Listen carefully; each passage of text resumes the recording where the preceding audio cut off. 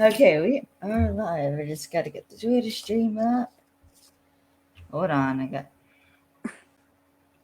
I'm, We're I know the frazzled. stream started late because we just spent the last 15 minutes trying to get Alex's end of the stream to like get in to freaking work. Ooh, crap, volume off. There we go. Okay, there we go. Yeah, I don't know what the hell just happened. I was just sitting here watching the whole thing. Oh god. Okay, was just watching me like human. It's Cameron's stream, so I can't do anything. It's her stream, so I can't do anything. And Alex is the one having trouble, and I'm just like, I gotta know that. And I may have yelled, damn it, Artisan. Twice. 3 times. Yeah, it was 3. Or no, I texted Alex. Yeah, it all caps, mind you. Okay, but let's face it. Hardison's got nothing to do with this because we all know that man would fix this. I know he would. Why did you help me? Hey, don't Hey. don't break the stuffy. How many times do we have to have this conversation, Alex? Don't break the stuffy. Oh my goodness me. Hi everyone. Yeah, we're here. Do another episode of Films and Phantoms with Kaylee. Starting off with quite a bang this episode. Oh shit. And I thought the episode was a lot. True. Oh yes. So as you can tell, I am once again joined by Alex. Finally. And Cameron's joining us again. Yes, finally. And we are going to be.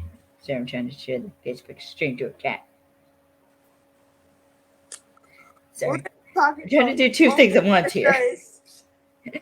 Season 1, episode, what is it, 7? Episode 7. Uncle Danny, which Of Uncle Danny, honestly, I love. I was gonna say, I know you had literally just watched it. Yeah. So, like, what initial first reactions? What? When Uncle Danny walks in, and you guys gave me a warning about who played him, and I'm just like,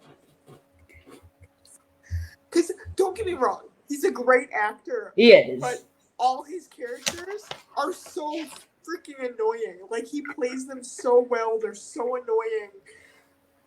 But Richard's like the sweetest guy. I know. I mean, I've seen him in Leverage, Stargate Atlantis. I forgot he was in Stargate. And I'm just like, can I not get rid of this guy? And he's on the Librarians. For fuck's. He's in the episode in the Steal of Fortune when they go to the casino.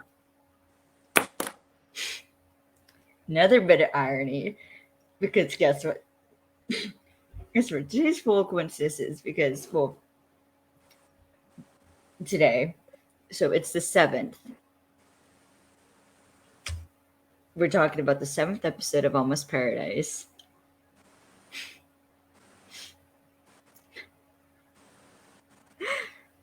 The guest star for the episode was Richard Kind, who was in a casino episode of The Librarians. And Christian Kane has a song called 7 Days.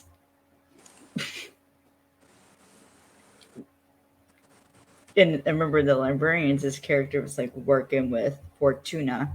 He was like the goddess of luck.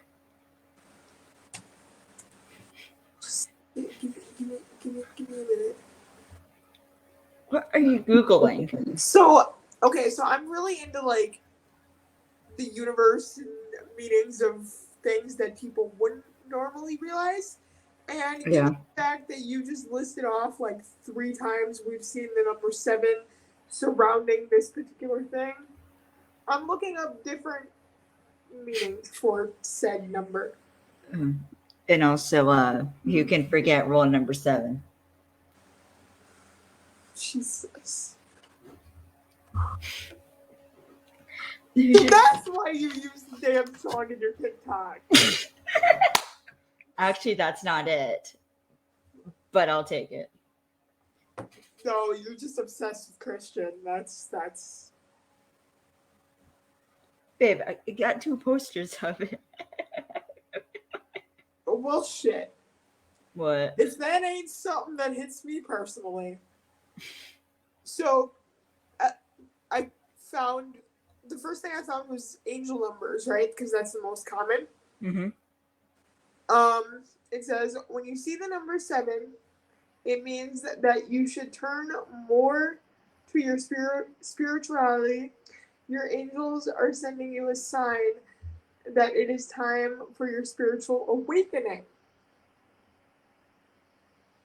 Well, fuck. Now, that's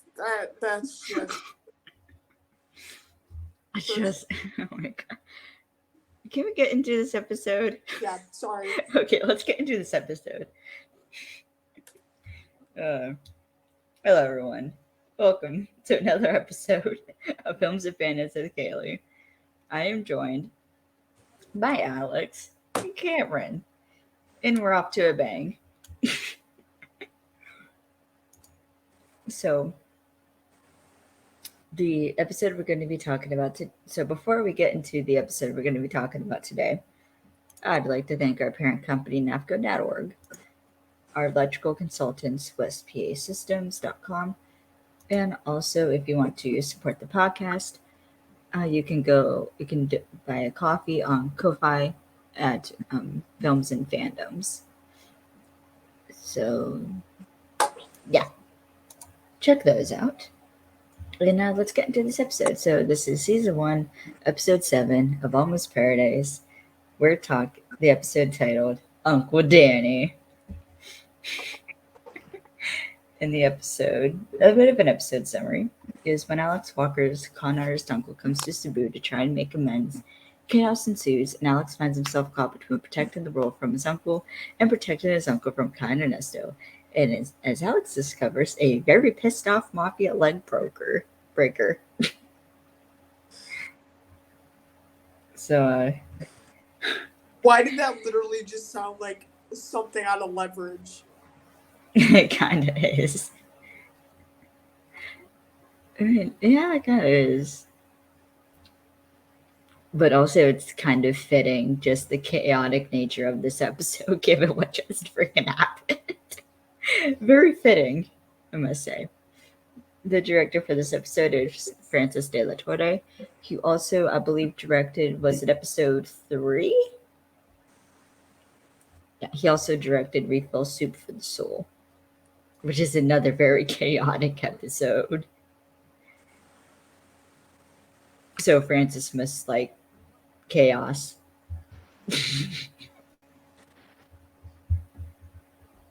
Wait, why am I not hearing any audio? Gears? I'm not hearing. Alex, see how you speak? Hello? Oh, God. Damn it. Hardison.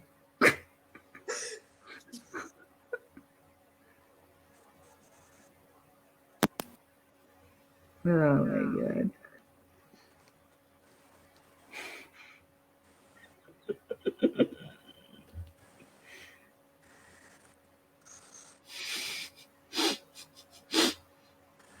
We're supposed to have this solved already.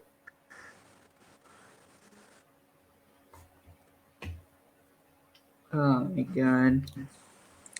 Well, this is going fan-freaking-tastic. Oh my god.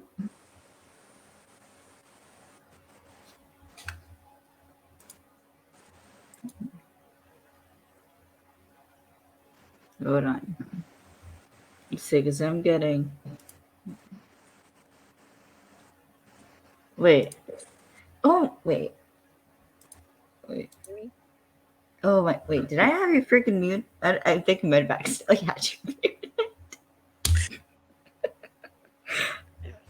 What the fuck? I'm sorry. I don't know what the fuck I'm doing.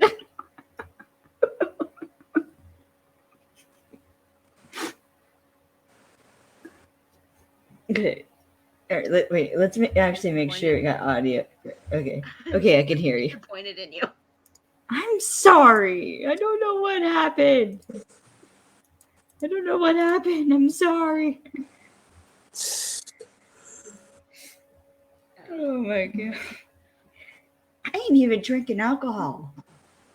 Okay, it's an Arnold Palmer, okay? But it's just iced tea with lemonade drink mix. Because I couldn't find actual lemonade.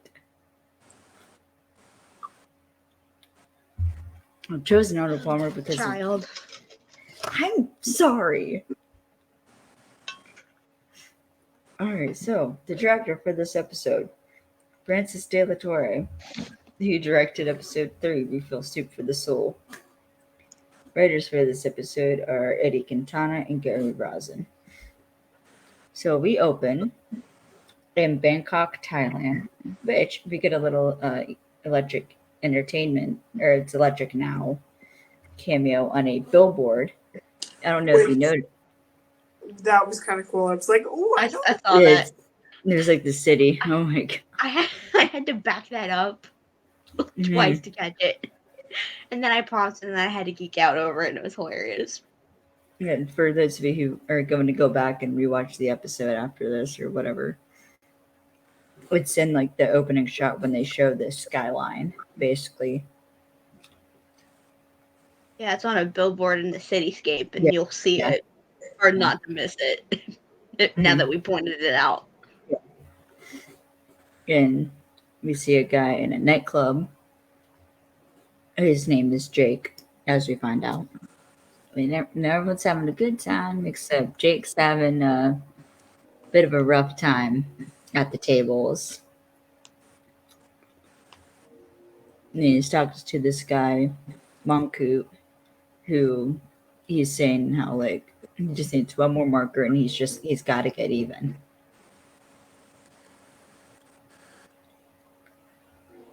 And asks this guy for a bankroll. Sorry about the train that just rolled through. You know what? It's fine. I apologize. It's fine. It's fine. The way this freaking episode's gone. Yeah, it seems like every damn time we try to do a podcast episode, a damn train rolls through and we're trying to get into the actual episode.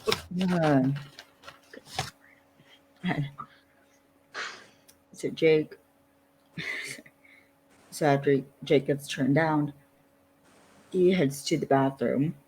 Then the music starts turning ominous. As you see, he's being followed by who we later learned to be Arthur Pink, who is played by Errol Shand, in the bathroom. And he also has this, like, scar over his eye, which I thought was cool. And creepy, too. Exactly. Like, but... Like, when a guy has scars, automatically he's the villain. Exactly. Well, the fact that started a villain arc. Mm-hmm.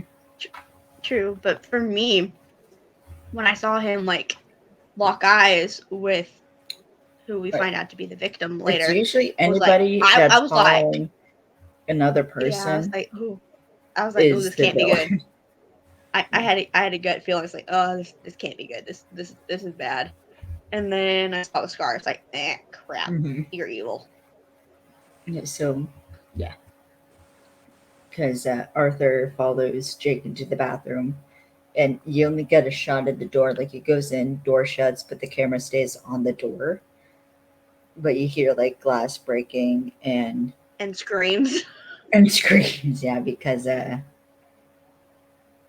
murder has happened. Yep. But then when Arthur leaves the bathroom, he has a finger in a glass jar. Yeah, it's actually like it looks like a. Which I must say, I forgot about when I rewatched this episode. When I just recently rewatched this to do my notes. Had to pause it. I was like, I had to pause it and go, damn. I paused it and went, ugh. I said this before, but like the fact that like he just shows up with like a freaking finger in a glass jar. True. And let me just say, like immediately raises the stakes. Yeah. Because I'm used to like in Leverage, that's how the stakes, like they deal with like bad people, but it's usually because like, there's like some unseen like power that they hold due to their position, but in that power is inherently dangerous. Like that's the danger comes with the power. Position or their connections to people. Yeah. Those are the two common threads. Their power or their position. I bring that up because in this episode that those are two key themes that I picked up on rewatching it. But like this is what how many people have we seen dead on this show now? A lot. Too damn many. On Leverage, you could count the dead bodies on like one hand. I'm pretty sure we're getting into two hands now. Yep. At this point. Seriously, you're going to play with Almost Paradise when we're Supernatural fans? Good point. You know what? Fair point, babe. Fair point. I mean, how many times have we seen the same babe, you know I blocked most of Supernatural out of my head because of the trauma it gave me. And yet you're reading my fic. Because I love you. True. You're not even helping me plan my ending. What the? Because I'm a good writer. And I'm a good girlfriend. Both extremely true statements, yeah.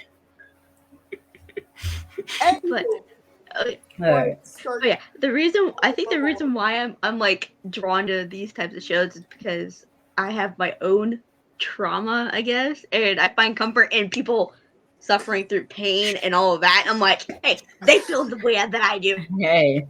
Yeah, you realize all of our comfort characters have never had a day of happiness in their lives. Well, one. Because it was Supernatural that like really like I started watching Supernatural, and that was where I actually started like processing a lot of the shit that happened to me. True. No. Then I went into Leverage, and I was like, oh, I can actually process this in a healthy way, and I can actually use this. Yeah. What I learned. Exactly. Or moving on and getting better. Yeah, mine was the Librarians, then Supernatural, and then Leverage.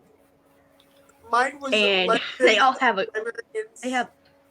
they have a common connection. Mm-hmm. Broken characters. Mm-hmm. And it's like the way that take Jake, for instance, the way that he sees himself, he's broken. And Elliot, he's broken beyond repair. I consider myself sometimes like that. We just like the broken white boy characters. You realize with long hair. You realize how our attitude when it comes to broken characters is, I can fix them. Damn it, babe.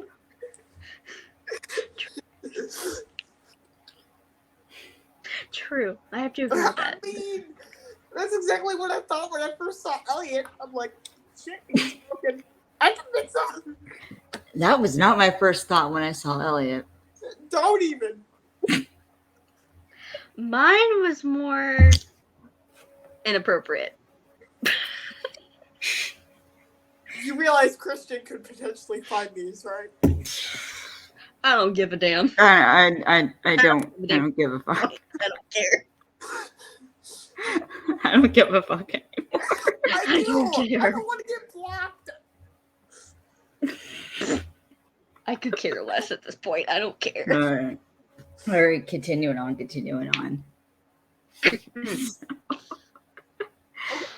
So when Arthur leaves, holding the thing. Sketchy murder happens with a sketchy dude who gives off creepy, sketchy vibes.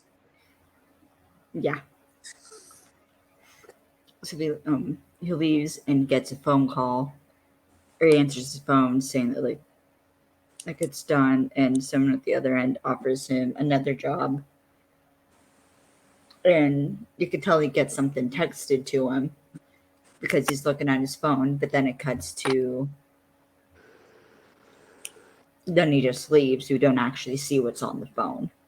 Right. And it cuts to Or fun fact. Jack, the actor who's playing Jack, according to the Facebook Live at least, was played by the man who ran the resort they were staying at. Ooh. Can you imagine running something and then the director or whatever coming up to you like, hey, so we're doing this thing and we need an extra character? Well, I think what was starting to happen was because they were filming this like literally right before everything shut down. Right. Like hard. They were playing Beat the Clock. So they had to like make sure everything got done so they could like get everyone out. Yeah. And so I don't know if they just didn't have time to find another day player. I'm just like, hey, you. Because that's not the first actor. There's another example of this later on. Watch us be the next example.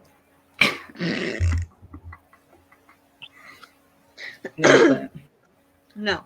But Arthur, then we see that he has arrived at Mactan Airport. So he's in the Philippines. Which is where all the fun shit always happens. True. So we go to the gift shop. Alex is laying on the ground. He's doing his meditations. But it's kind of ominous because, like, you get... Oh, sorry. What were you... Sorry, I didn't mean to cut you off, babe. Which we all know he needs his meditation, even though he hates it. I think the meditation does shit. But... Maybe that's just because I'm too hyper-brained that I can't meditate. Well, it helps focus his breathing to calm him down. Too. I just think I don't do it through meditating. I do it through music. I think it's like a placebo effect. Like, you think it's working, so it's working. True. That too. Well, I mean, that's how I stopped my spiraling. Yeah. Well, it's a redirective tactic. It's a psychological tactic. It redirects your mind from what you're panicking about to something else. Yeah. And then shit hits the fan when Uncle Danny walks in. Oh, yeah. But the way that this... More like storms in. No, but it's interesting. The way this is shot, though, it just shows that, like, someone is opening the door, and we just saw this scary dude who just murdered a man and cut off his freaking finger. Yeah, so we don't see... So you're like, oh, shit, is that the dude about knocking on Alex's door and about to raise hell or something? I don't freaking know. Okay, my first immediate... And even like the music reveals that, but then it's like... Yeah, but here... opens and it's just Uncle Dan. I know, he storms in. But before that happened, my mind immediately went to Kai and Ernesto, like banging on his door, wanting to like get him out to help them. Oh, like Arthur was after Alex. Yeah. That would have been interesting.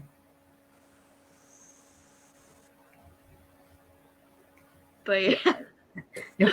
The way that Uncle Danny Alex, do you have a black bandana on and a black t-shirt? Yep. I can never find my bandanas before these. I have a black t-shirt on underneath my flannel.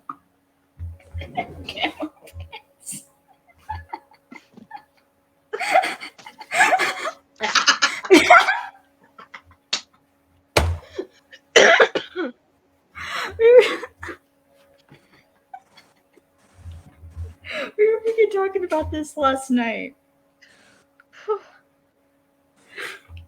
We're shooting season 2 right now, and Christian Kane had posted, or there was a photo of Christian Kane with, I think, the actress who plays Rita, and he has camo cargo shorts on and a flannel.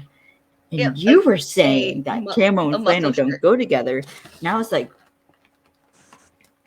I like, they do. So I made a point and wore camo and flannel today, just for you, to prove a point. Okay, but this is what I look like in a bandana. But I can't freaking find it. Don't worry, I got spare. It's pink. I need a black one. I got a black one. Walmart. Baby. Walmart. Hate Walmart. Literally like $2. The black one. Anyway, Uncle Danny walks in. Yeah. Rings the bell. Alex is like, go away, we're closed. What's funny, yeah. But then Danny just goes in like, that's my favorite nephew. And Alex's eyes get wide. He shoots up. Heart monitor's gone off. And I think he's shaking a tad. A little bit. But he had the literal shit scared out of him. Like that. I mean, if the person that raised you to do shitty things walks in while you're trying to relax yourself and like not let your health condition kill you, you'd be pretty freaking pissed off. Yeah, no shit. Wait, babe, have you read my Almost Paradise fic? Yeah, a couple chapters. Okay, have you gotten to the Uncle Danny chapter? No. Okay, you should. I will. No, because I have a couple of notes regarding that. It's particularly funny because what you just said reminded me of what I did. That I would see Ev's reaction to having to like Uncle Danny come in. She's like, "Well, shit, I gotta meet my." Well, they weren't actually boyfriend and girlfriend at the time. So it's like, "Oh, great! Now I gotta meet my boyfriend's uncle," and I'm in like night clothes. Basically, she had pants little on. to no clothing. Yeah, basically pajama bottom. You forget I have like 4 of them going. Probably one of Alex's t-shirts, I imagine. I think is what I said she was wearing. You guys forget I have like 4 of my own fics going, and I just posted a chapter yesterday. Or was that the day before? But the point is, this entire chapter, she's basically like, I'm gonna fucking kill him and burn his shit on the line. No, you know what it reminds me of? It reminds me of the relationship between siblings. If anybody else hurts you, they're dead, but I get to kill you. A bit. Oh my god. But also I have a line about Alex being like, no, Ev, don't. I ain't breaking your ass out of jail. I ain't bailing your ass out of jail. That reminded me of this is funny, but briefly, since we're on the topic of fiction here, there was an episode of my TNG fic book 2 where Elliot and Natasha's kids are arguing, and Elliot and Quinn walk in. They're like, "Children, behave!" And and Matt goes, "I ain't a child. I'm a grown ass adult," or something like that. And my child said to me, "You're a child."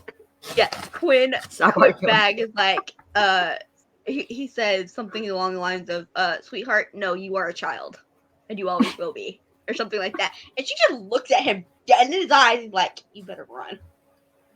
And Elliot says something like, "Yeah, you better run, dude. She's serious. I can see it in her eyes.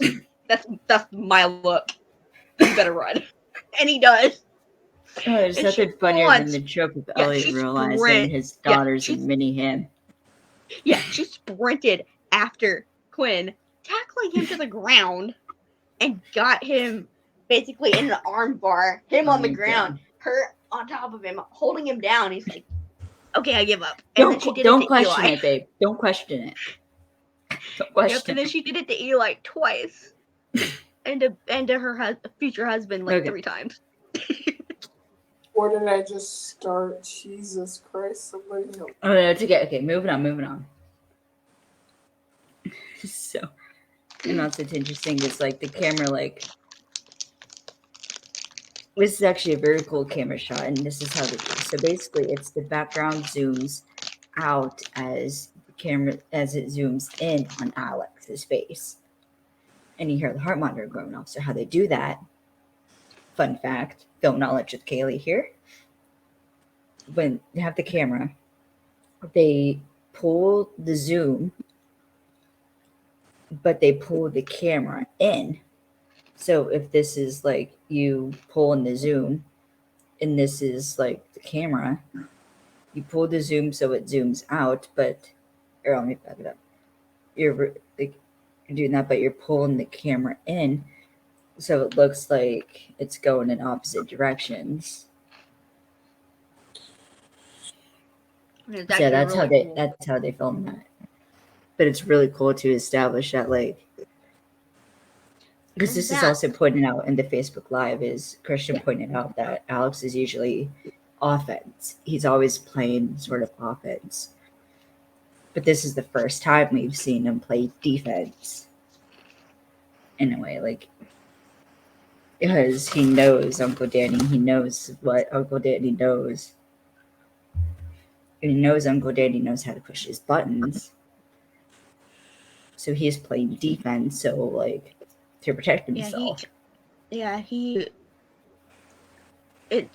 flipped. The script kind of flipped a little bit. Instead of him having his guard down and him being on, like, he's the one that's doing the harm to somebody else to take them down, he has his walls up and trying to protect himself because he knows what Uncle Danny is emotionally capable of doing to him because he did it before, and what he's physically able to do with his mind is able to trick him, and he doesn't want that to happen again. Yeah. So as he kind of said earlier, Uncle Danny is played by Richard Kind. He also, I forget the best one. He guest starred on an episode of Leverage. 2 episodes. It was the 2-part season 2 finale, the 3 strikes job, and the Maltese Falcon job. He's the Mayor Brad Culpepper III. I kind of forgot about that. I did. That man was burned. Oh my god! I think I blocked it out because of like the emotional damage. Everything I've seen that man is in, I have never forgotten. The only part I remember about that freaking episode is Elliot breaking the zip ties. I know. His curly hair. Because he was No. You know what I remember from that episode? The code word.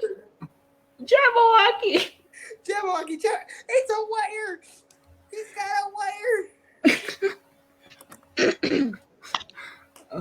Okay. Continuing on. So Uncle Dan starts making himself at home, much to Alex's annoyance. So, he looks like he wants to murder Uncle Danny. Yeah, Alex looks like he's about to commit a murder. And he's going to have to call Kai and Ernesto to cover it up. They wouldn't cover it up, though, would they? Nope, they would arrest him and he'd be in jail. But Kai would punch him in the face first. I feel like Ernesto would. Maybe. Well, either way, you could probably. Alex is like you're already on thin ice, and you ain't even 5 minutes in here. Like, so Alex offers to like get him a room at the hotel for a discount, but Danny says they'll just share Alex's bed, which is weird. But to be fair, I've done that when I've stayed at friend's house. When I stayed at a friend's house, I have to. So I suppose it's not that weird. I guess. I've slept like on either like on top of the covers in a sleeping bag or on the floor in a sleeping bag. Yeah. Or if they have like a couch in their bedroom, I will sleep on the couch. When I had friends over, I would always sleep on the floor and give them my bed. Just say you ain't sleeping on the floor when I come over on Thanksgiving, babe. Yeah, I'm not doing that either because Jed will attack me. Well, not attack, but he's just cuddle. Sorry, Alex. Poor Alex. Oh, I'm sorry, Alex. I literally made a TikTok about how I reveal too much on this damn podcast. Okay. Yeah, no shit, Sherlock. Okay, let's like go to the next scene so we don't have to like go scene by scene. Okay, so basically, we're already like an hour. So basically, Danny. Yeah, we're already 36 minutes into this. So yeah, good idea. So Alex is basically just confused as to like why Danny's even here to begin with. And Danny's reveals he's here to, or that he's joined Gamblers Anonymous, and he's come to make amends. And the look of confusion. Yeah, Alex is not buying this like at all. Because I guess they didn't have Con Artists Anonymous, huh? Average. Exactly. Yeah. Alex is like still not buying this and asks if there's like a cash settlement involved. Because he's freaking broke.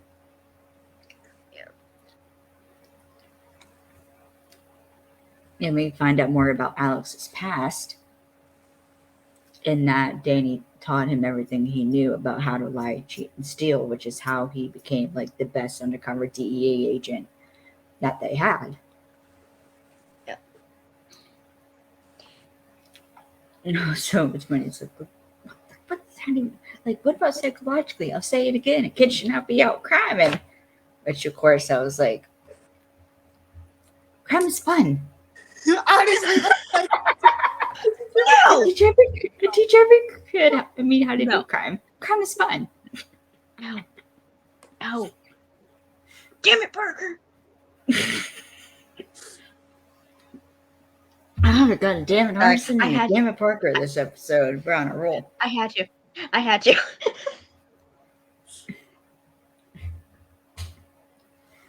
So Alex asks if he's like come to apologize, and Alex is just annoyed, but then Danny drops the bomb that he saw Evelyn. And that's he was Alex's daughter. Yeah. It shifts and he immediately gets pissed. Like that's because he immediately gets ticked off. Follows Danny outside. Like, you what? I didn't. Because it was like, oh, by the way, I saw your daughter leaves. Yeah. It's like, what? Like instant protective dad mode on. Yeah. Well, I didn't write this down, but I was thinking it. I was like, oh, that's Papa Bear mode coming out. It's like you saw my daughter. You did what? Away from her. I'm gonna kill you. No. That's my kid. Yeah. And like once he actually gets like settled down a bit, he like asks how she is, and Danny says she's good, and she looked like her mother at that age. And then You can tell Alex is kind of hurting when like he asks this next question because he asks if she said anything about him. Because I have a feeling he knows the answer to his own question. Yeah. I can kind of see it in his eyes that he knew.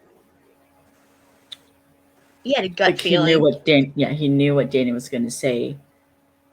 When Danny says that, like, she's mad at him.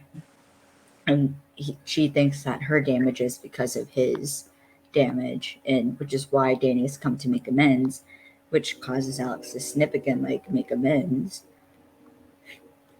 But then Danny says, he goes into full, you should too, and then leaves. Like, fuck you. Like, don't. Well, Alex had the look of, like, on his face that I son of a stupid train. The look on Alex's face was like, I don't think that word means what you think it means. Mm-hmm.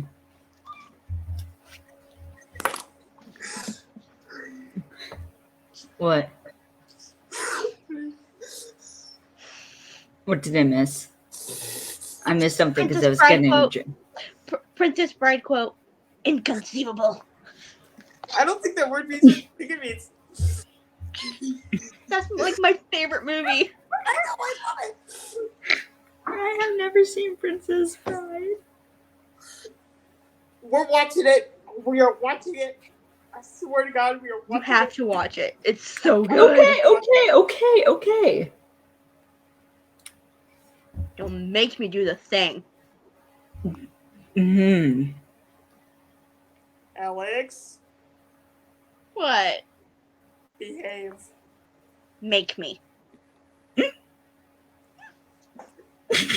That's what I thought.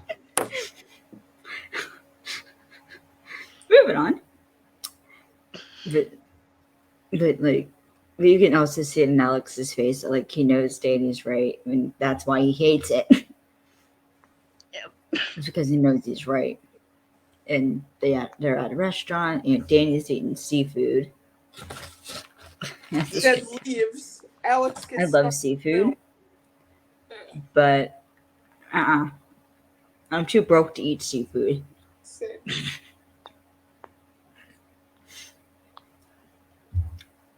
We find out that Alex doesn't even have his own daughter's number, and he purposefully, like, he stays away.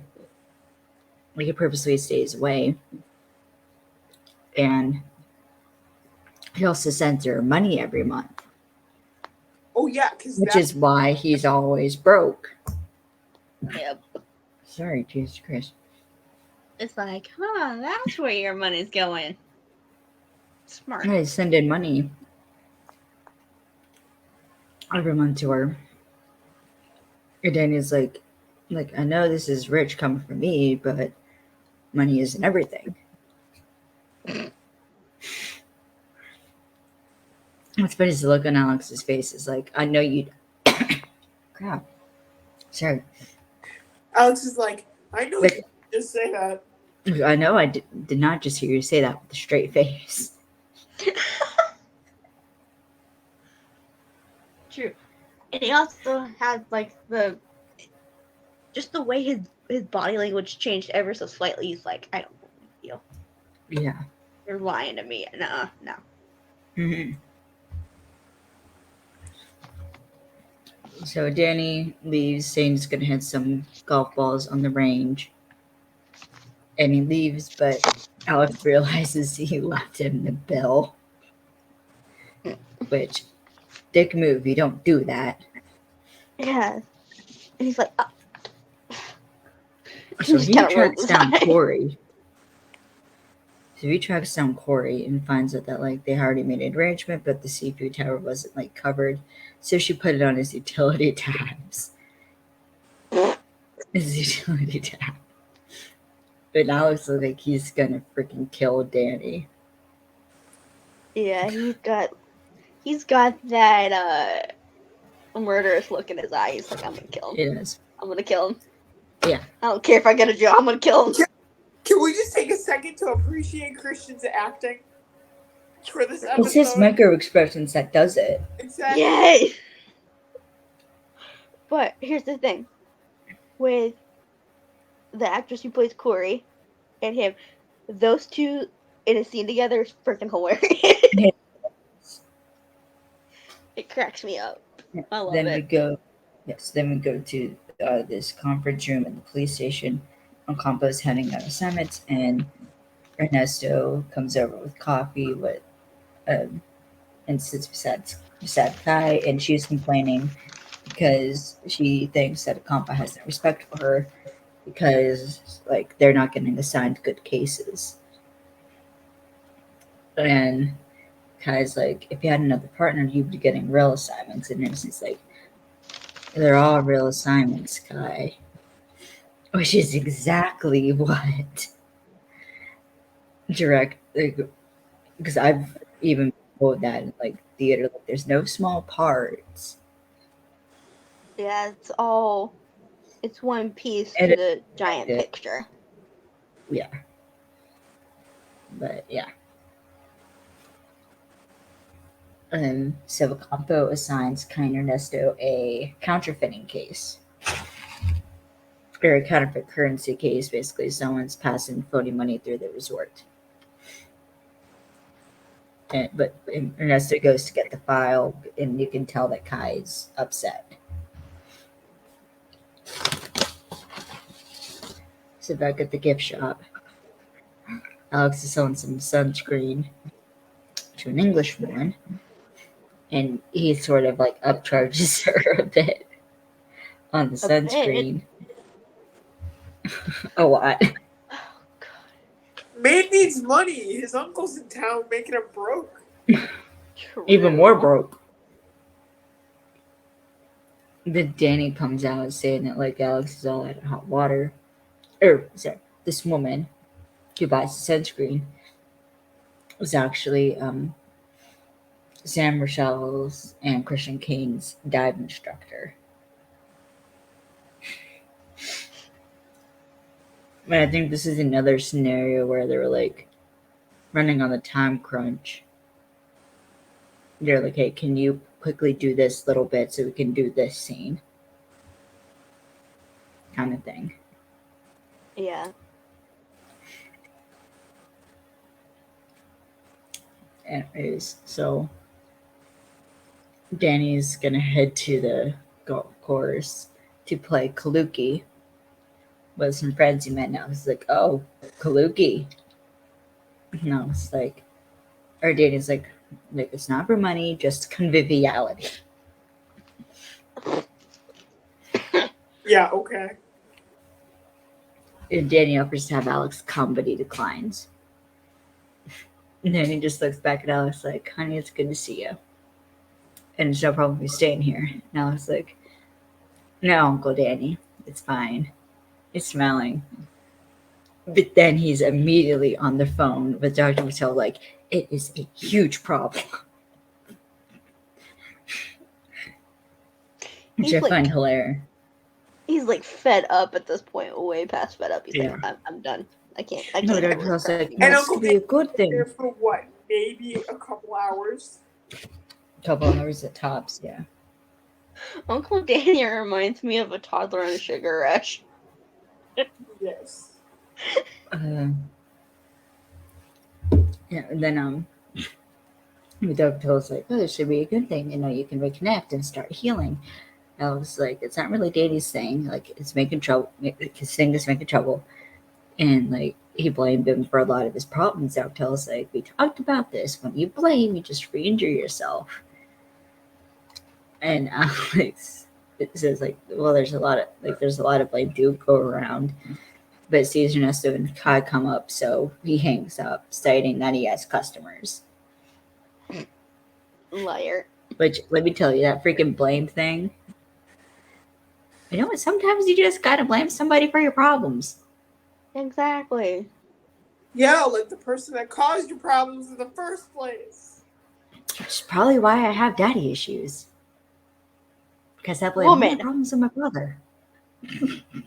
Woman, behave yourself. Look, everyone knows that at this point, Alex. Okay, but like, if you're out of food, do you blame yourself for eating the last of it, or do you blame your parent for not buying you more food? Like, if you're a child living with your parents, do you blame yourself for eating the last of the food because you were hungry, or do you blame them for not buying more food? Both. I'm gonna say both because that's how eating disorders are made. Welcome to the club. Rude. Hey, I got it too. Look, it's known by now we all got issues. It's nothing we hide. The fact that like I'm drawn to dark humor says a lot about me. Same. Everyone would go insane if they didn't approach anything with a bit of humor. Exactly. I'd either be dead or in a mental hospital. True. I've done both. I can agree that dark humor is better. I'm gonna move on, respectfully. So Alex greets him, and they start talking about this case, and Ernesto, and they're talking about how there's a grifter working the resorts, passing funny money, thousand pay some notes.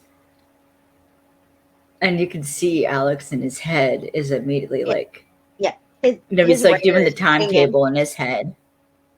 Mm-hmm. He's doing the math. And he's like, you can kind of see the motherfucker. Yeah. Well, there's two things happening. There's one, there's the motherfucker. Damn it. And two, Uncle Dan. Wait a minute. Hold on. That lines up with son of a. It's like, motherfucker, I knew he wasn't. Like, I knew Uncle Danny wasn't here for honest reasons. Yep.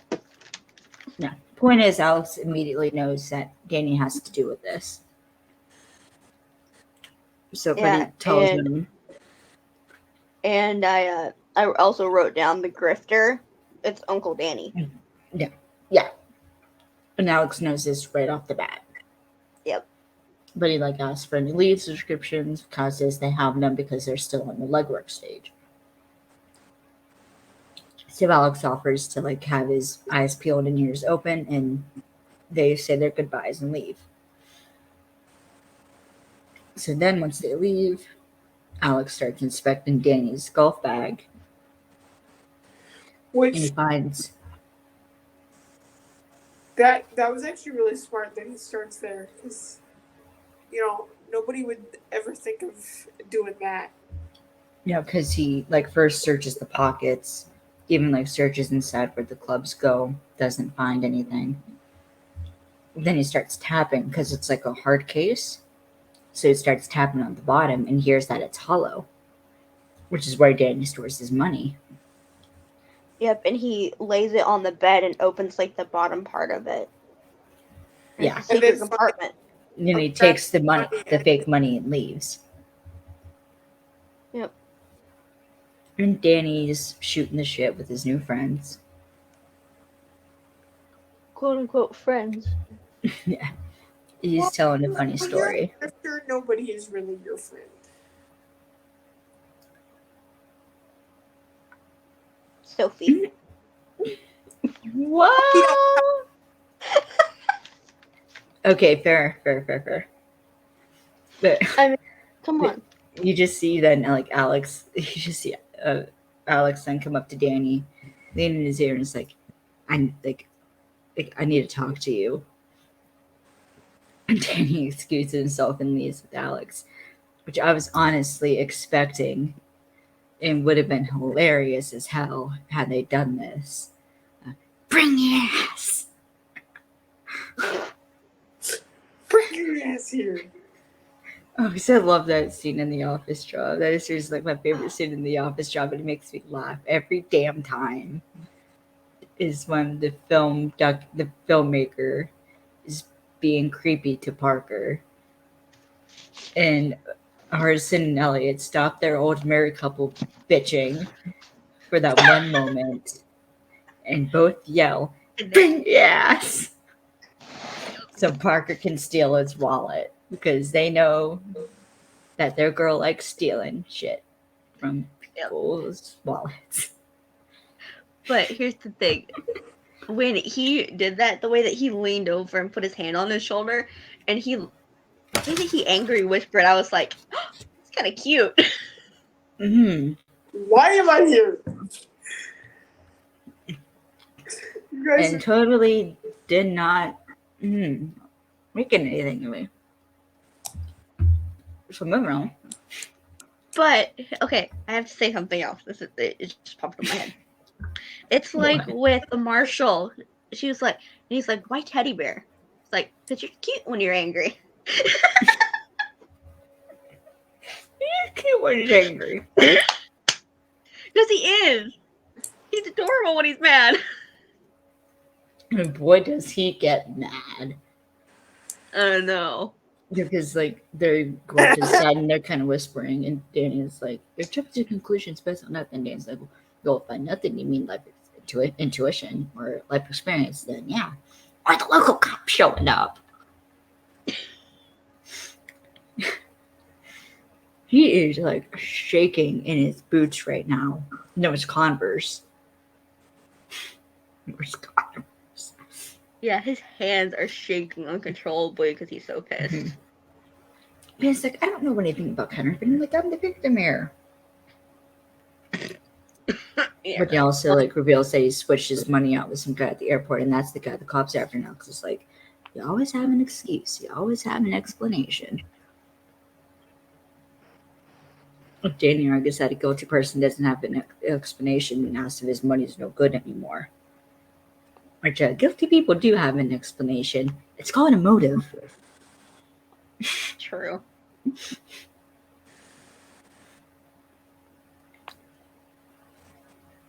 I mean, that is the why of the who, what, when, where, how, and why.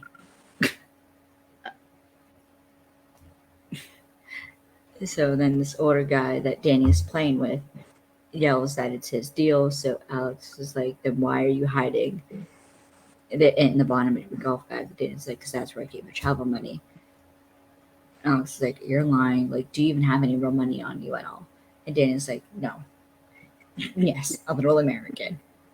And Alex just holding his hands out, like, give it to me. So Danny hands over her more. Alex like kind of gives him a nod, like, I know you got more on you. Hand it over. Then he looks at his other and like, I know that ain't it. Yeah. He's like, give me the rest of it. Come on. Give me the rest of it. And Danny hands it over, and Alex is like, this isn't over. I gotta do some business. So just stay out of trouble until I get back. He's like jumping in annoyance because he is fuming as he is leaving. But it's adorable. Like, calm down. It gets so upset. Jeez. It's adorable, though. Danny. It's adorable, though. It didn't have the desired effect on me. I would have been cracking up because it's adorable. Yeah, so okay, continuing on. Because we are almost at an hour into this. So, back at the resort, Corey is greeting VIPs, and Alex tries paying her off. Or paying down, I guess I should say. And Corey, after a bit of negotiating, takes the money.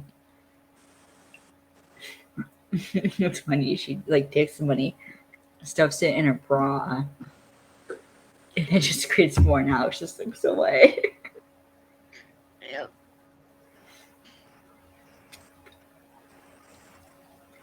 Alex tries talking to her, but Corey's distracted by all these VIPs.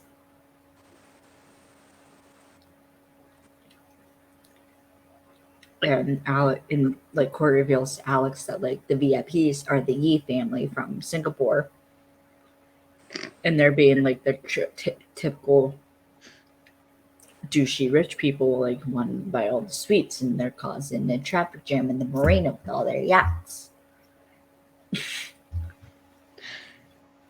Do you know what that's referencing? And she Crazy says Rich it later. Asians. Yep. Crazy, the movie Crazy, because Because I was like, who are they? Of course, like, you know that movie? They're way crazier and way richer. But that's the movie. That's what it's referencing is the movie Crazy Rich Asians. Yep. Which I haven't seen. Me either. It looks stupid. Yeah, that's just because it's not my personal taste. Exactly. I'd rather watch more of like crime shows. Action, yeah. All right, we're like 20 minutes into the episode, and we're like an hour. I'm continuing on. And also, Alex finds out that they booked all the golf tee times, so he's like also realizing now that who Danny is playing with is the Yee family. And as he leaves, Arthur walks in. So Alex gets some clubs, and has on bright neon orange pants, or he just has a gray t-shirt on. No, it's a mint. No, it's a mint blue shirt. Neon orange. Well, he has it over his shoulder at that point. Yeah, but he leaves and it's like, everywhere you look, there's a damn me. Because it's like basically everyone that they interact with is a he. And so Alex meets back up with Danny, and he kind of puts on this like whiny child kind of voice and is like, Uncle Dan, you said we were going out today. Like that whiny like child, like, I didn't get what I want, so I'm gonna whine about it. Yeah, he's playing the nephew card at this point. It's adorable. He is, which works because they let him in on this little game that they got, which is for money. It's for 5,000 a hole. And what's kind of important is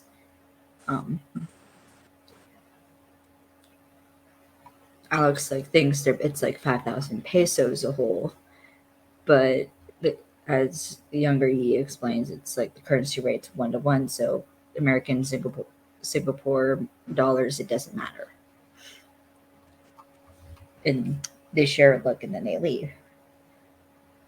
Or Alex and Danny share a look and then they leave.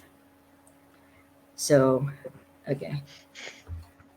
So they get in a golf cart, or they're in a golf cart, and Alex is like, what happened to this new leaf? And then Danny asks if he's trying to like monkey wrench him. Alex is like, I'm not gonna let you fleece these guys. And then argue over what Alex is going to do with the money because Alex wants to give it back. But Danny argues he says bulging. Yeah, he argues that it's bulging. And Alex argues it isn't because it's like he's just not taking a bet.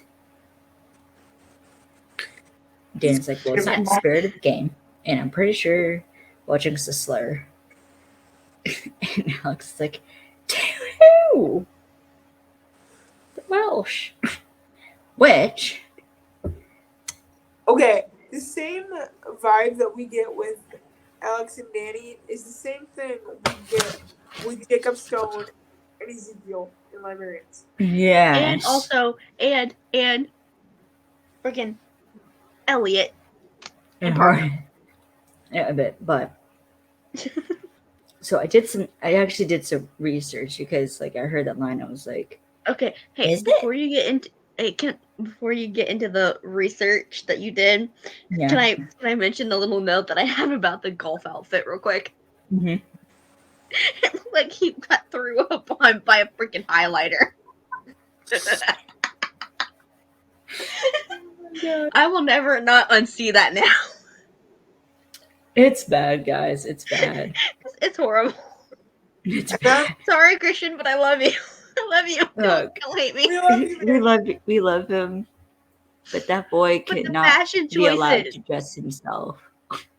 The fashion choices, bud, need some work. Are just not it. But then again, I'm wearing camo pants and a red flannel. Me too. I'm wearing camo pants and Christian, your colors are red, blue, and black. Stick with them. So it is this research that I did. So basically,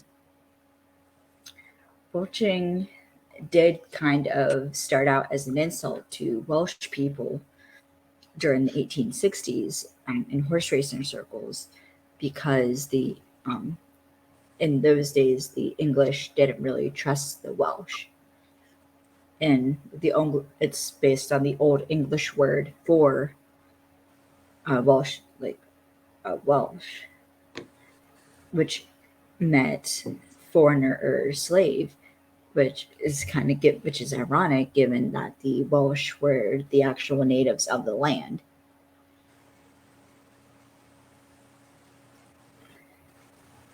So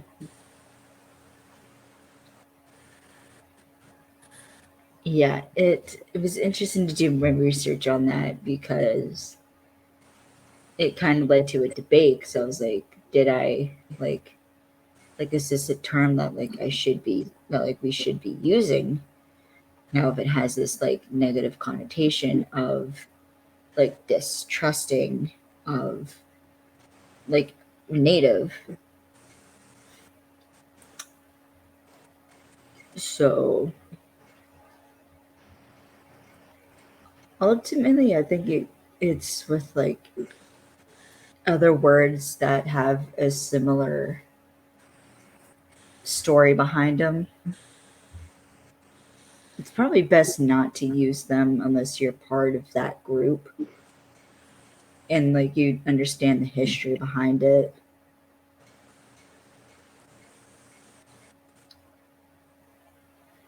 So yeah,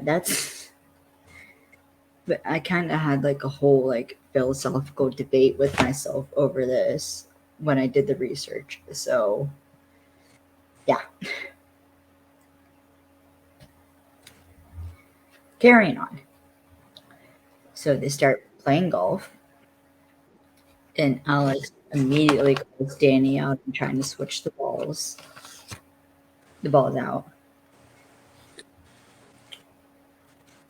And of course, these are doing bad. And Alex is just seeing right through Danny's innocent act. Well, I mean, Danny did teach him everything he knows. So. Yeah, so he's going to know all the tricks.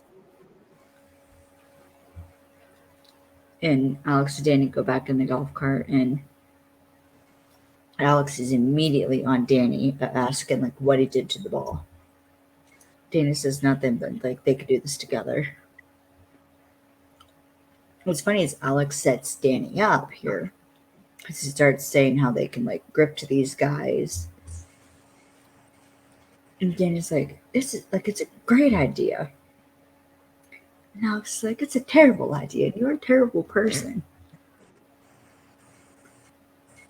But this is actually kind of an important conversation that they have in terms of Alex's analyzing Alex a bit.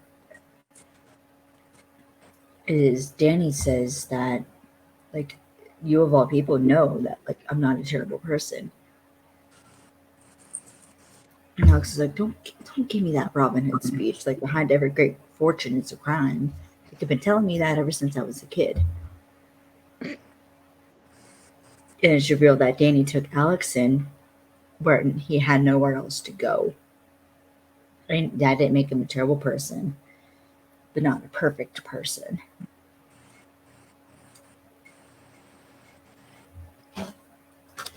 So he's not a terrible person because he took Alex in when he had no one, but he wasn't a perfect person because he lied, cheat, and steal.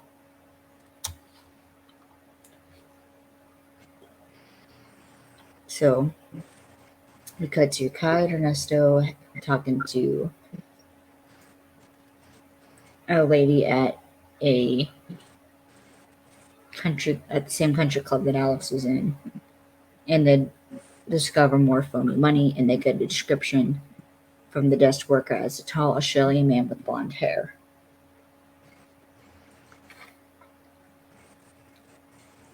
There's some more golf and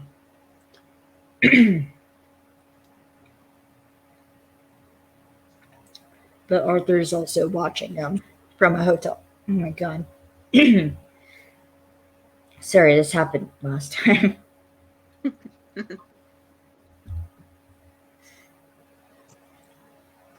Arthur Pink's also watching them from a hotel balcony.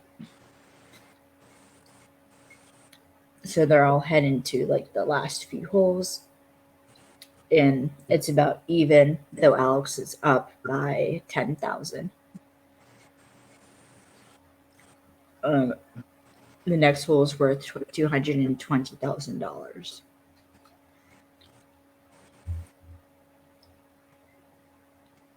So they're at the 18th hole. There's kind of this tense moment between Danny and Alex. Because Danny makes a comment about he has a better lie, and Alex is like, now that should be on your business card.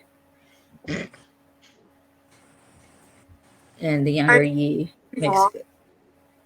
Yeah, what? Shouldn't it be on a business card? Probably not, no.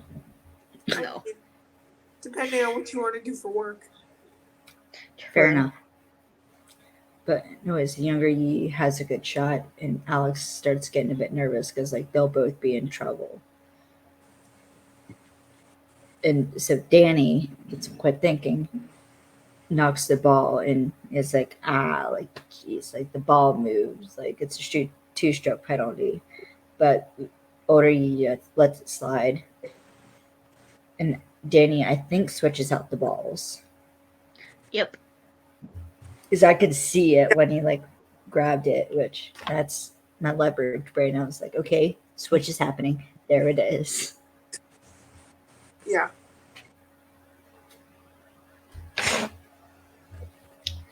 Oh, it's interesting. So it's kind of funny, but also another interesting Alex analytical moment here is when Alex goes, Danny says that if he wins, he'll give a nice chunk to Evelyn, which causes Alex to like get angry as he's swinging. But Alex kind of messes up his swing. They're all yelling for it, like ping pongs between trees, and lands like close to the hole. It's funny, Alex does like a bit of a happy dance, and it's funny because like put it in, he does it no look, puts it in. And I was like, cocky bastard. But because the one thing that like I noticed, because I play golf just for a little bit, like during the summer and stuff like that. Christian's golf form is perfect. His feet are perfectly straight, leading the guidelines. Sorry, I'm opening the bag of chips. Yeah, it's really loud. Sorry. He points his toes directly straight in front of him. His hand is lined up perfectly on the club, and his shoulders are relaxed enough. But his hands, one arm is rigid, one arm is relaxed like this, is bent. His form is perfect, and his swing is.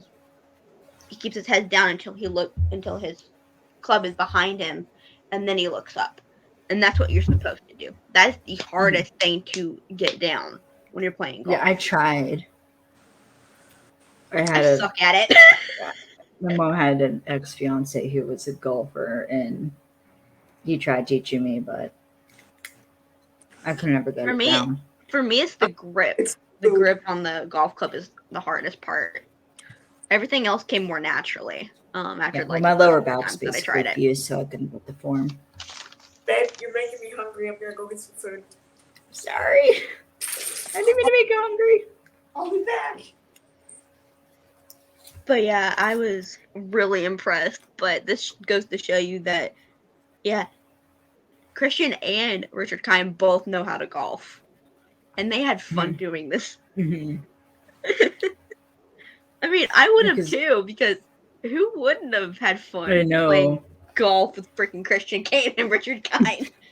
The only person that's missing to make it way more fun would be Hurley. Drew. Yep, Drew. Because didn't they do like a lot of charity golf games together? Yeah. Yeah. There's a picture on Christian's Instagram that's from the charity golf game 2 years ago. And Drew's eating tacos. Oh no, you froze.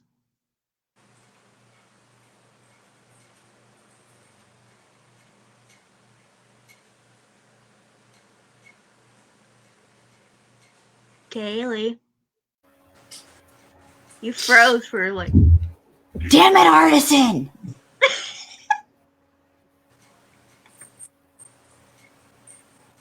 We've had enough of the dang technical issues. Freaking stop it. That was funny. That was funny.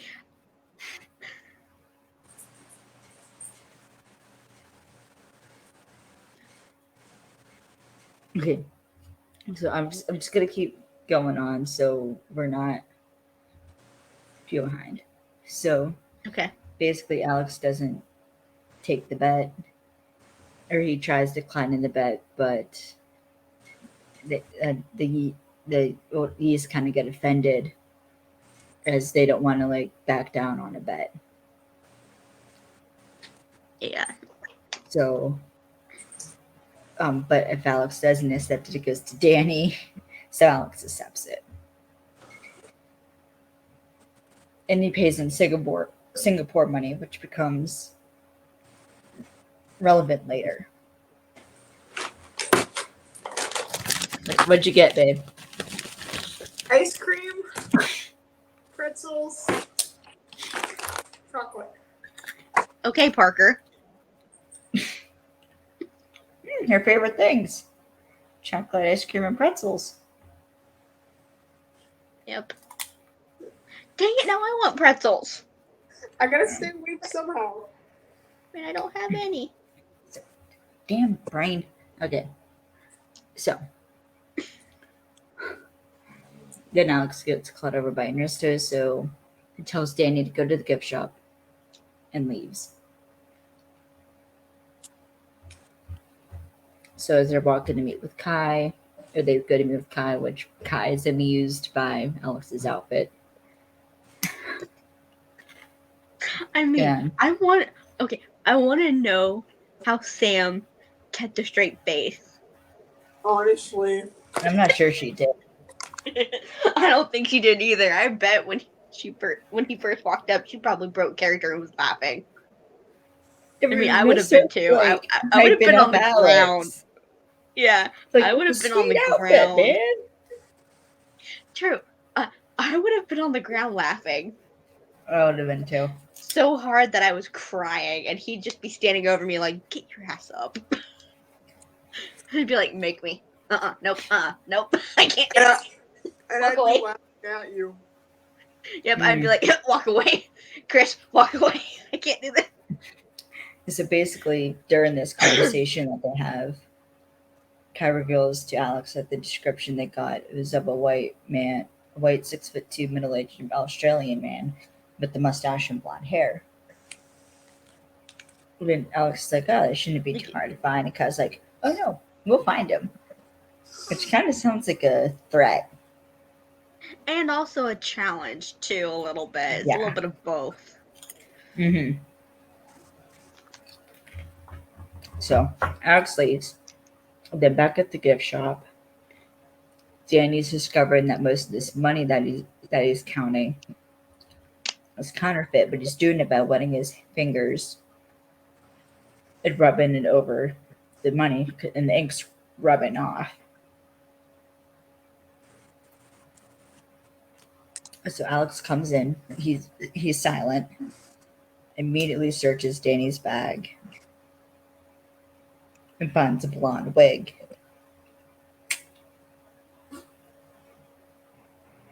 And Alex starts threatening to interrogating Danny about this, and he threatens him, or he threatens to use the money to pay off the bill for the entire Yee family.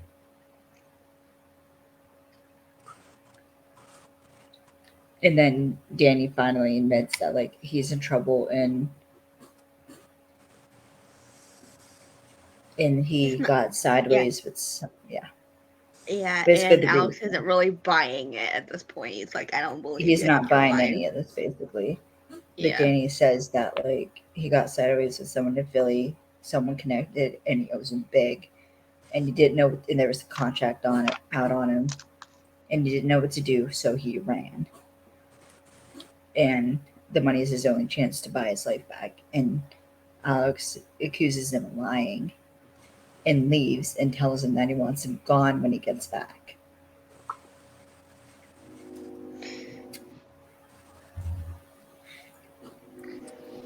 And it's interesting as he's walking the grounds and he's talking to himself he's never gonna freaking change, enough is enough, who does he think he is? But then he stops himself because he sees Arthur Pink asking around, and he sees the photo of Danny, or he sees that Arthur's showing a picture of Danny.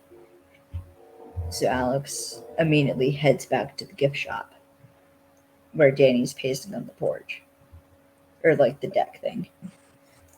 And it's Alex, we gotta go. Yeah, because what's funny is Alex, he does the dad point as he walks up. He's like, "Hey, who did you get sideways with in Philly?" And Danny reveals it's this guy named Carlo Bonaccorso. Now it's oh, he puts his hand on his face, you gotta be shitting me. It's out of all the people in the world, why him? Yeah. And that's when Alex reveals that he saw Arthur Pink, aka the collector, on the grounds. And now he's getting into Danny's space, and that Arthur works for all the Eastern mob bosses. Of course, Danny hears the collector say, it's okay, this is good. You got the dough. And Alex is not a collector, the collector. He collects body parts. Which explains the finger at the beginning of the episode.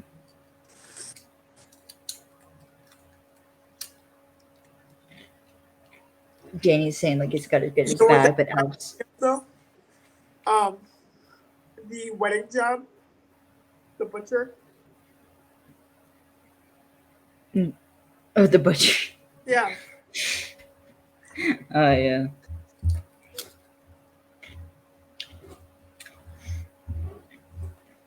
So, this scene, this part coming up is kind of hot.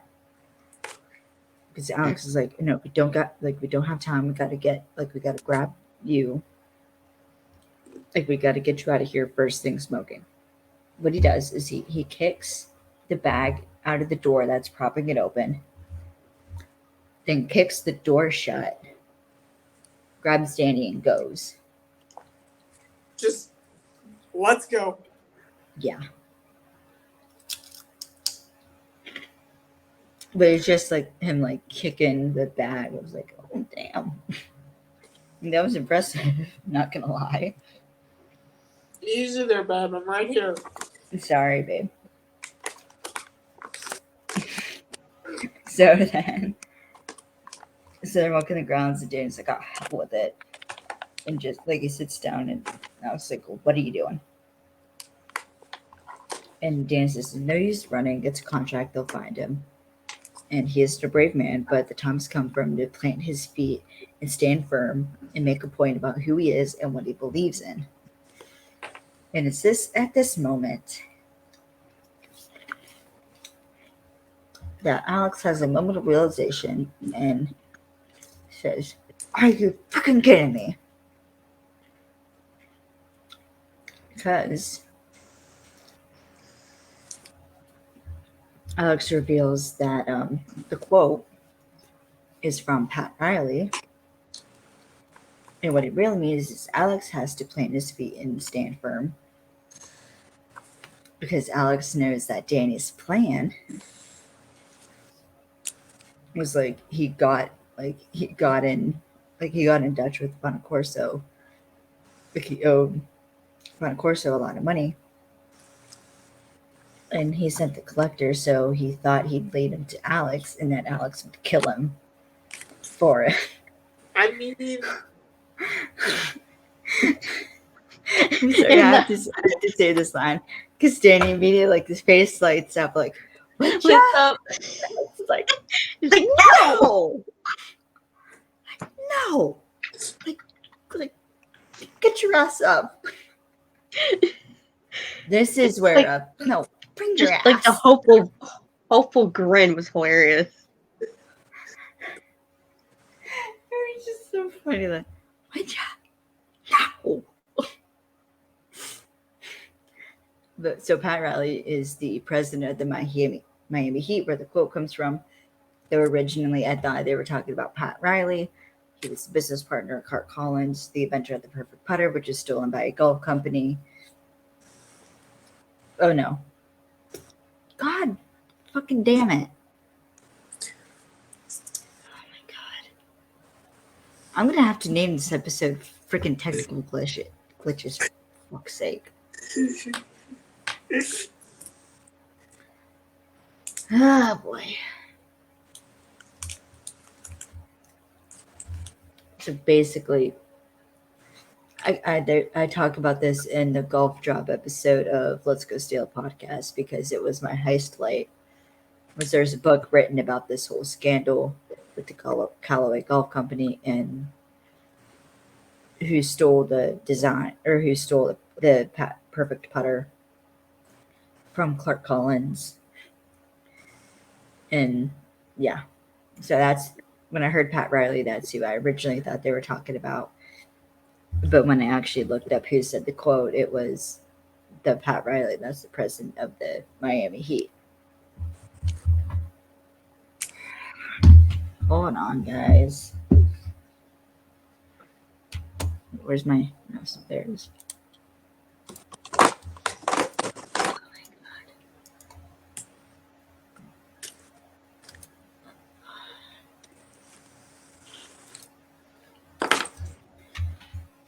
There you go. All right, let's see. Oh my god, this is getting annoying.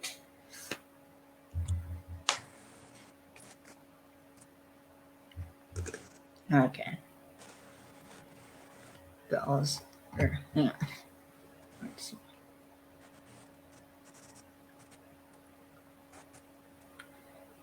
All right, see if Alex comes back.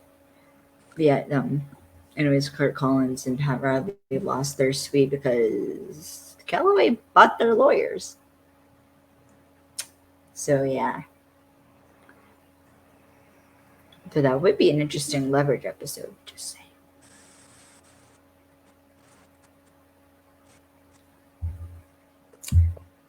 Oh, come on. Oh no, come on.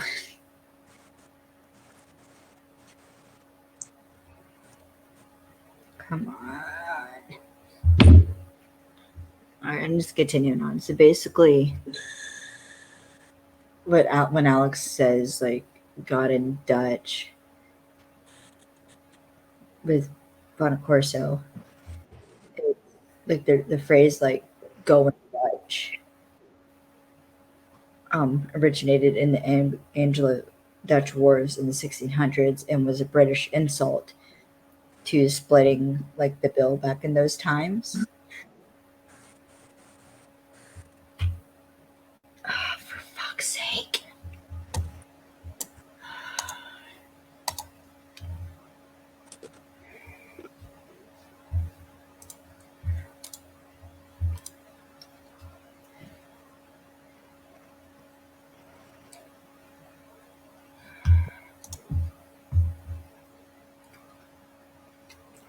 And basically, because and it was British insult to split the bill because back in those times, sorry, it was normal to, like, whoever.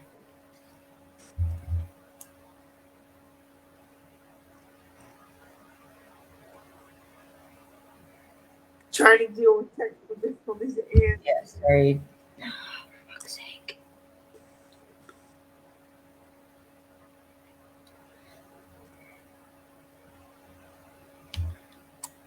But because it's normal to like whoever invited, like whoever was the one who sent the invitation was the one who paid the dinner bill. And so, but it was more it was more normal in for the Dutch to split the bill, which is normally what you would do. Like you go out to dinner, you split the bill. So it might have been an insult. So I actually did a bit of research on this, though. So the phrase "go in Dutch" might have been an insult towards Dutch people. And it was supposed to be dealing with like stinginess, but towards like Dutch people splitting the bill. But in my research, it seems that a majority of people don't see it as a negative connotation because they see splitting the bill as like a polite thing to do. Again, similar conversation we had earlier. Unless you're a part of that culture, you probably shouldn't be saying that word. bingo. Yeah. But when after continuing on a bit to some a little more funny, when Alex is like when Alex is like, no, Danny argues like to not kill him, just intimidate him, make Boncorso think that he had it, so muscle. And Alex says that, like it's not happening, but when he says not happen, it was a similar face he made in The Office Job when he yells, "Bring your ass" to the douchey cameraman who won't leave Parker alone. It was a similar face. I don't know. Hold on.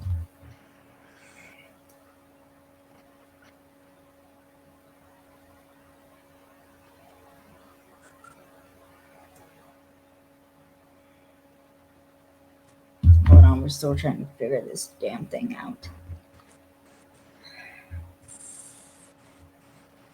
We're already an hour and a half.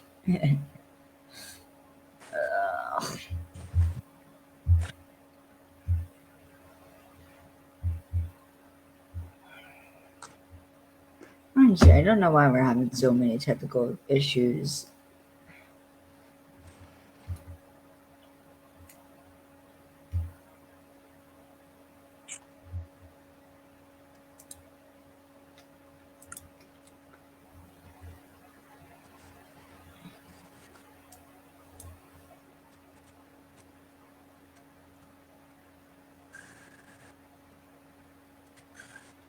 Probably because the internet sucks.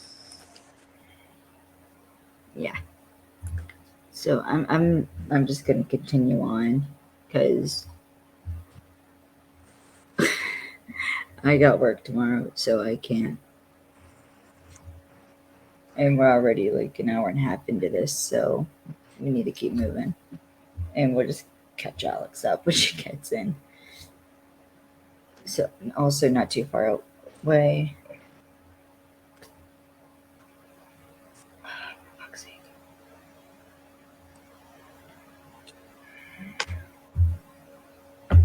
Okay, we should move on.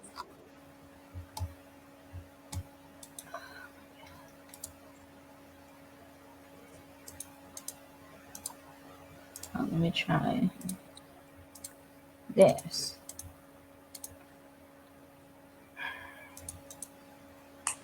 Sorry, I don't know. I don't know.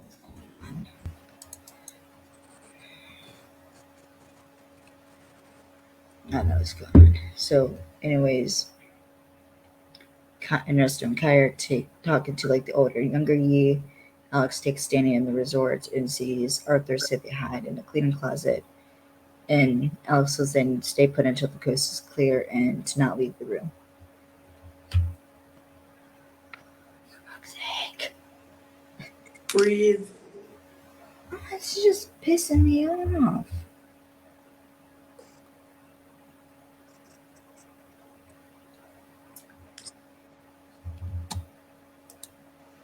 I don't know what else to do.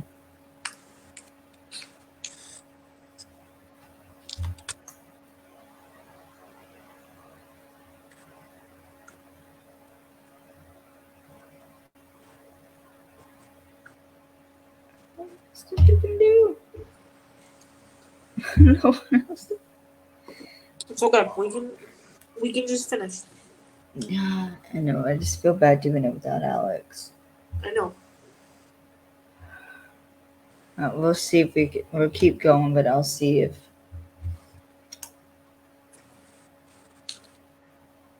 All right, so we keep going. So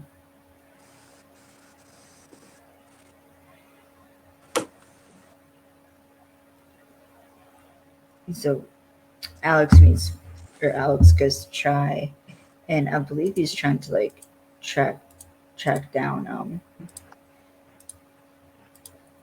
Arthur, but he ends up being caught by Kai and Ernesto, and so they take him outside to the balcony and try talking to him. Ask him like what's going on. Because they've already figured out that he's involved. They just don't know how. Yeah, because as they reveal to Alex, that he talked to the Yi family and they were handed a fake bill by a guy they were playing cards with.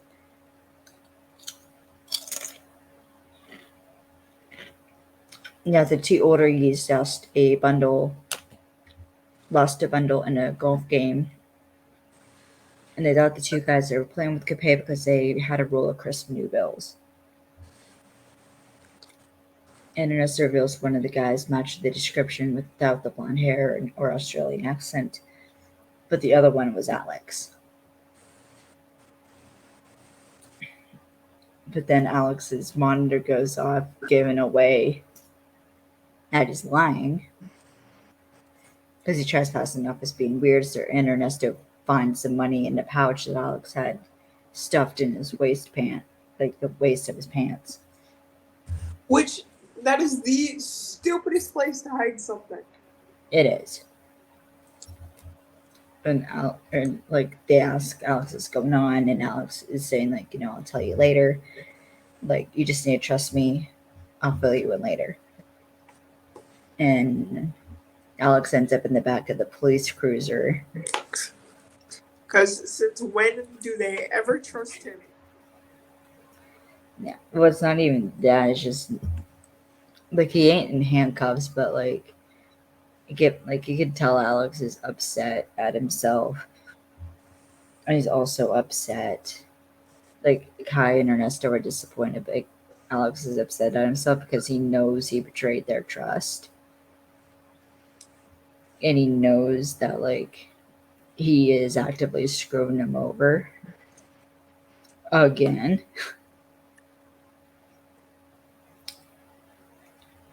And like he knows the only reason he ain't in handcuffs is because they know him.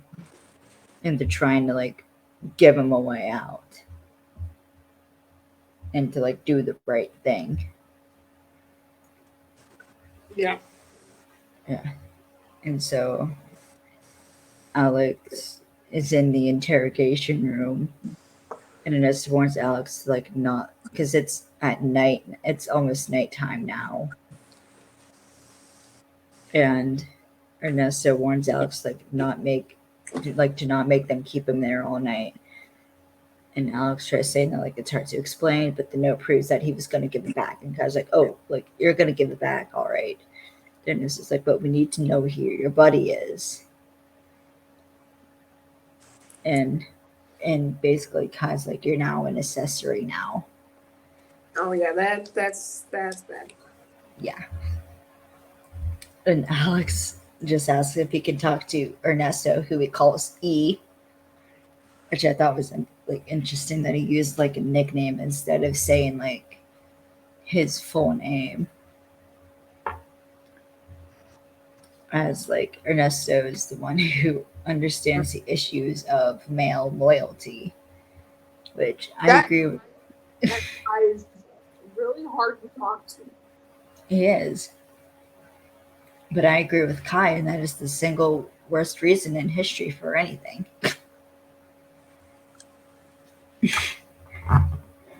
And Kai kind of goes off on Alex here, because she's like, I thought like we had a relationship with you, and like you helped us a lot, and like, but we've had your back, like we've taken a lot of heat with the combo, which is why like we're getting stuck doing these small time cases. And there's a moment where Alex closes his eyes because he knows it's true, and now he's stuck between a rock and a hard place. He's stuck between his friends and his uncle. Yes, because he can, and like he hasn't figured out a way to like do both. Because yeah, he might trust his friends, but his friends work for the system that's going to screw his uncle over. You know, that, and he just can't in good conscience, let his uncle die. Like, he can't have it on his conscience if his uncle dies. Yeah. And it could have helped in some capacity. Right.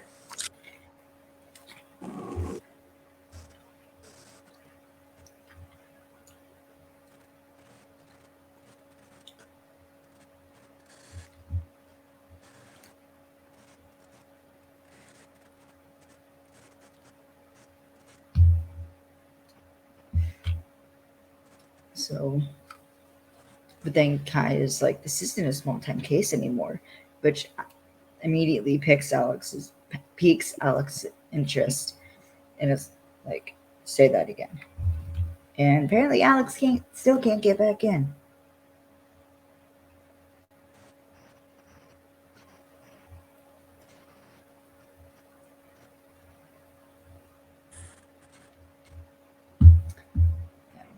See what's going on with that.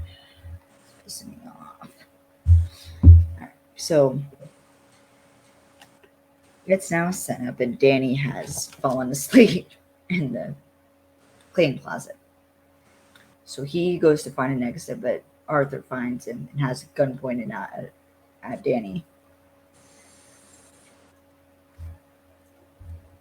So he tries like bullshitting his way out of it, like out of this, as they head inside, as they head outside.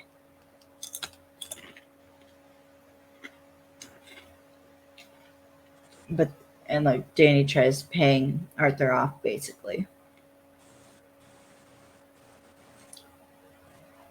But then Alex comes up, and he goes into this sort of innocent child act. Yeah, that was fun. He was like, Uncle Dan, what's going on? Like that sort of like whiny kid voice. Danny like tries getting Alex to leave, but then once like Alex kind of makes it clear that like he's not leaving, you could see Danny's trying to figure out like what grift Alex is doing to kind of like back him up. And Arthur's already annoyed as like what this is. Then Alex accuses Danny of like two-timing him, and Danny calls him Eddie and tells him like it isn't what it looks like. And Alex starts accusing Danny of like splitting up the team. He talks about the stash. And this stash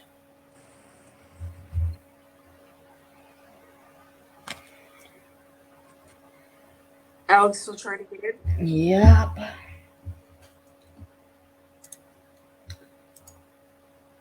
So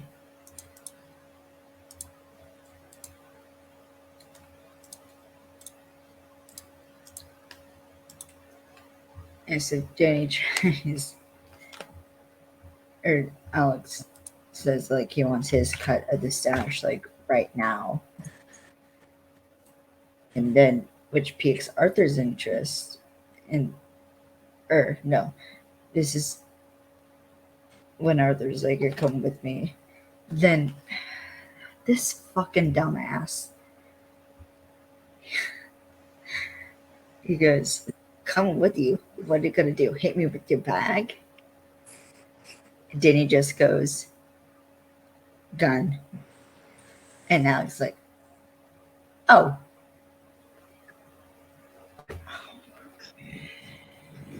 Definition of dumbass.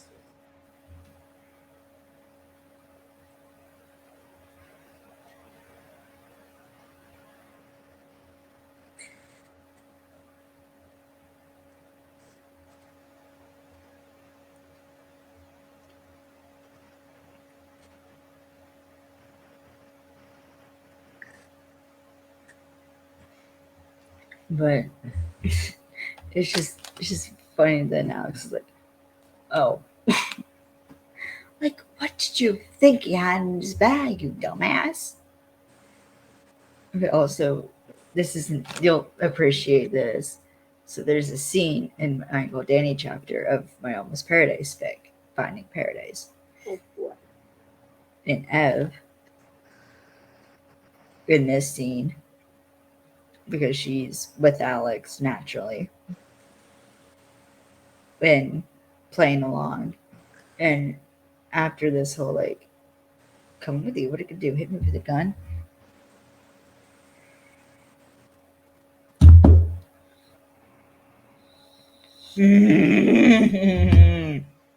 What? Still nothing. It's okay.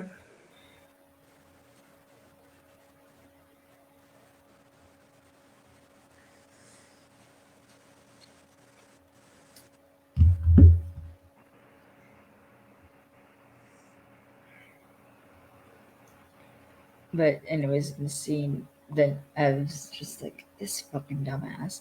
Like, remind me again while yeah. Like, remind me again while I'm sleeping with you. And Alex is just like, oh, sweetie, you know why. Forgetting that his uncle's standing right there and the man that wants to kill him. Don't ask me why I come up with these scenes, okay? No, I it just fits. It fucking fits. do. And it was funny. It fits. And if anybody gives you crap about it, they're gonna have to give me crap about my scenes too.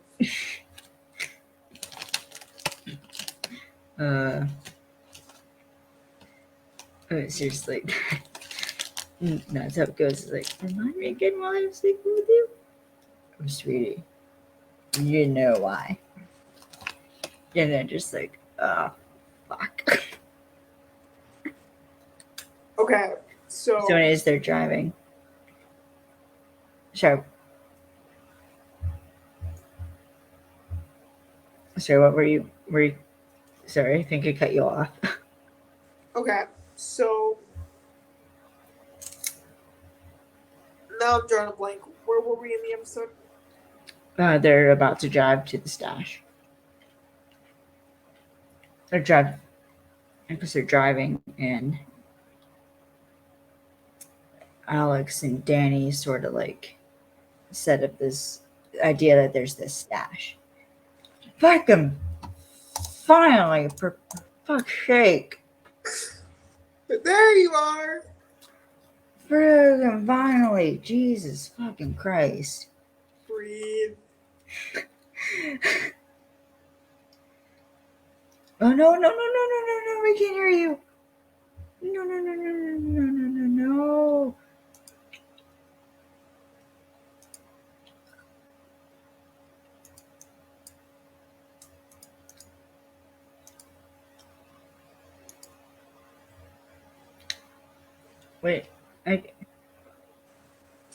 Wait, do you have... Yeah, Alex, is your mic working? Nope. For fuck's sake.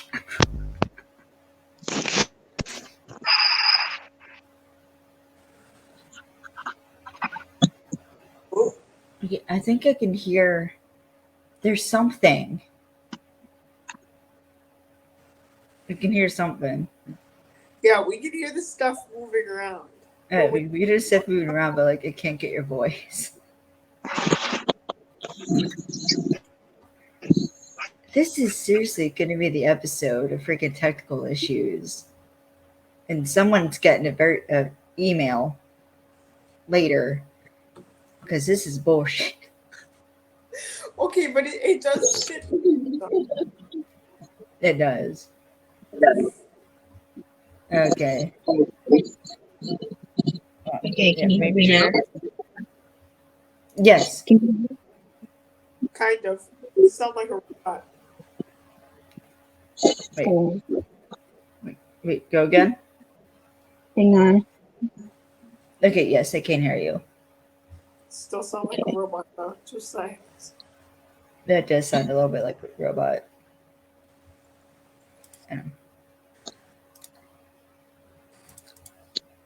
Hold on. I connected to the wrong device. Oh, there it is. There, okay, that's better. There. That's better.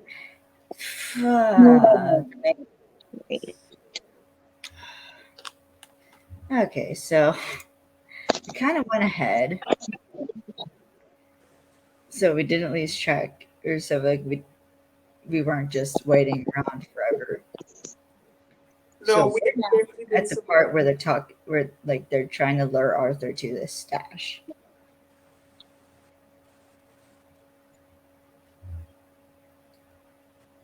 Yeah, I don't know what the heck happened. I don't know either, but someone's getting an email once this is over. That's bullshit. This has got to be over first. I know. That's what we're working on. All right. So basically now, did you have any notes from up until now that we might not have gotten to? Because we were just at the bench. Do you have any notes in between the bench and the drive? No. Okay. I don't think so. Good. We were basically just talking about Alex's face during when Danny's like when Alex realizes that like Danny was there basically to like set up because he knows the collector was going to be after him. So he sent out. So he followed Alex. Or he tracked Alex down to like lead the collector to him so we'd kill him.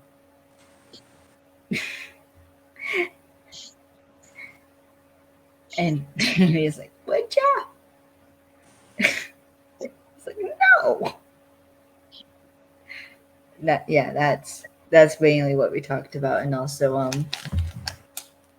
how questioned why she was sleeping with, or my OC Ev was questioning why she was sleeping with Alex. I don't know if you remember that. All right, moving on.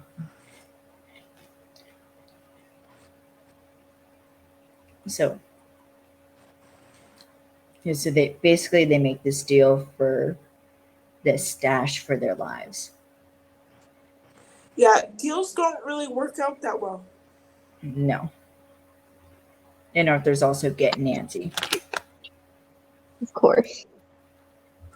Because they arrive at a storage unit, which Danny passes off as like his storage pod, where he stores his inventory.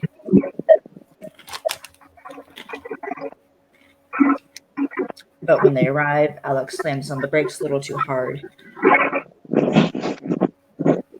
Let's see, I'm getting a lot of like motion noise from you, Alex. A lot of feedback. Like I don't know what you're connected to, but there's a lot of like motion noise from like you moving the screen. Well, I'm on my phone because my laptop won't work. Okay. It's fine. There's just a lot of motion noise.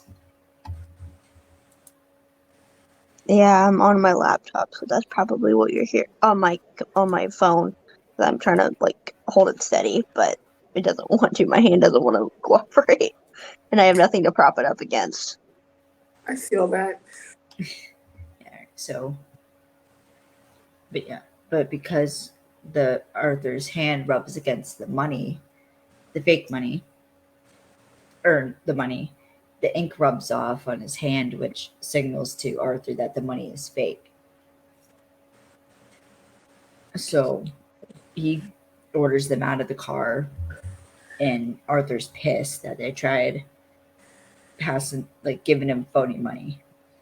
Okay, but why is it always funny when the good guys piss off the bad guys? Because it's not funny. It's bad money. It's always funny when the bad guys pissed off. Oh, yeah. Oh, yeah, yeah. Sorry, I heard something else. Anyways.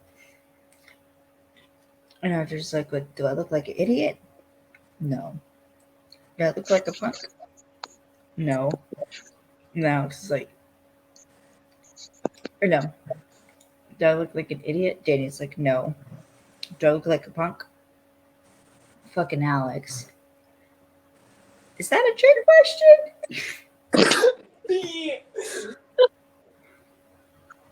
Like, and I was like, and then Danny talks about the scar over the eye, which is like, now we know where Alex gets his dumbassery from.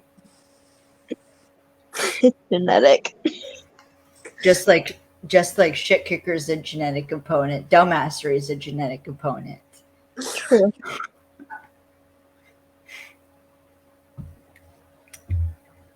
Them shit kicker genes.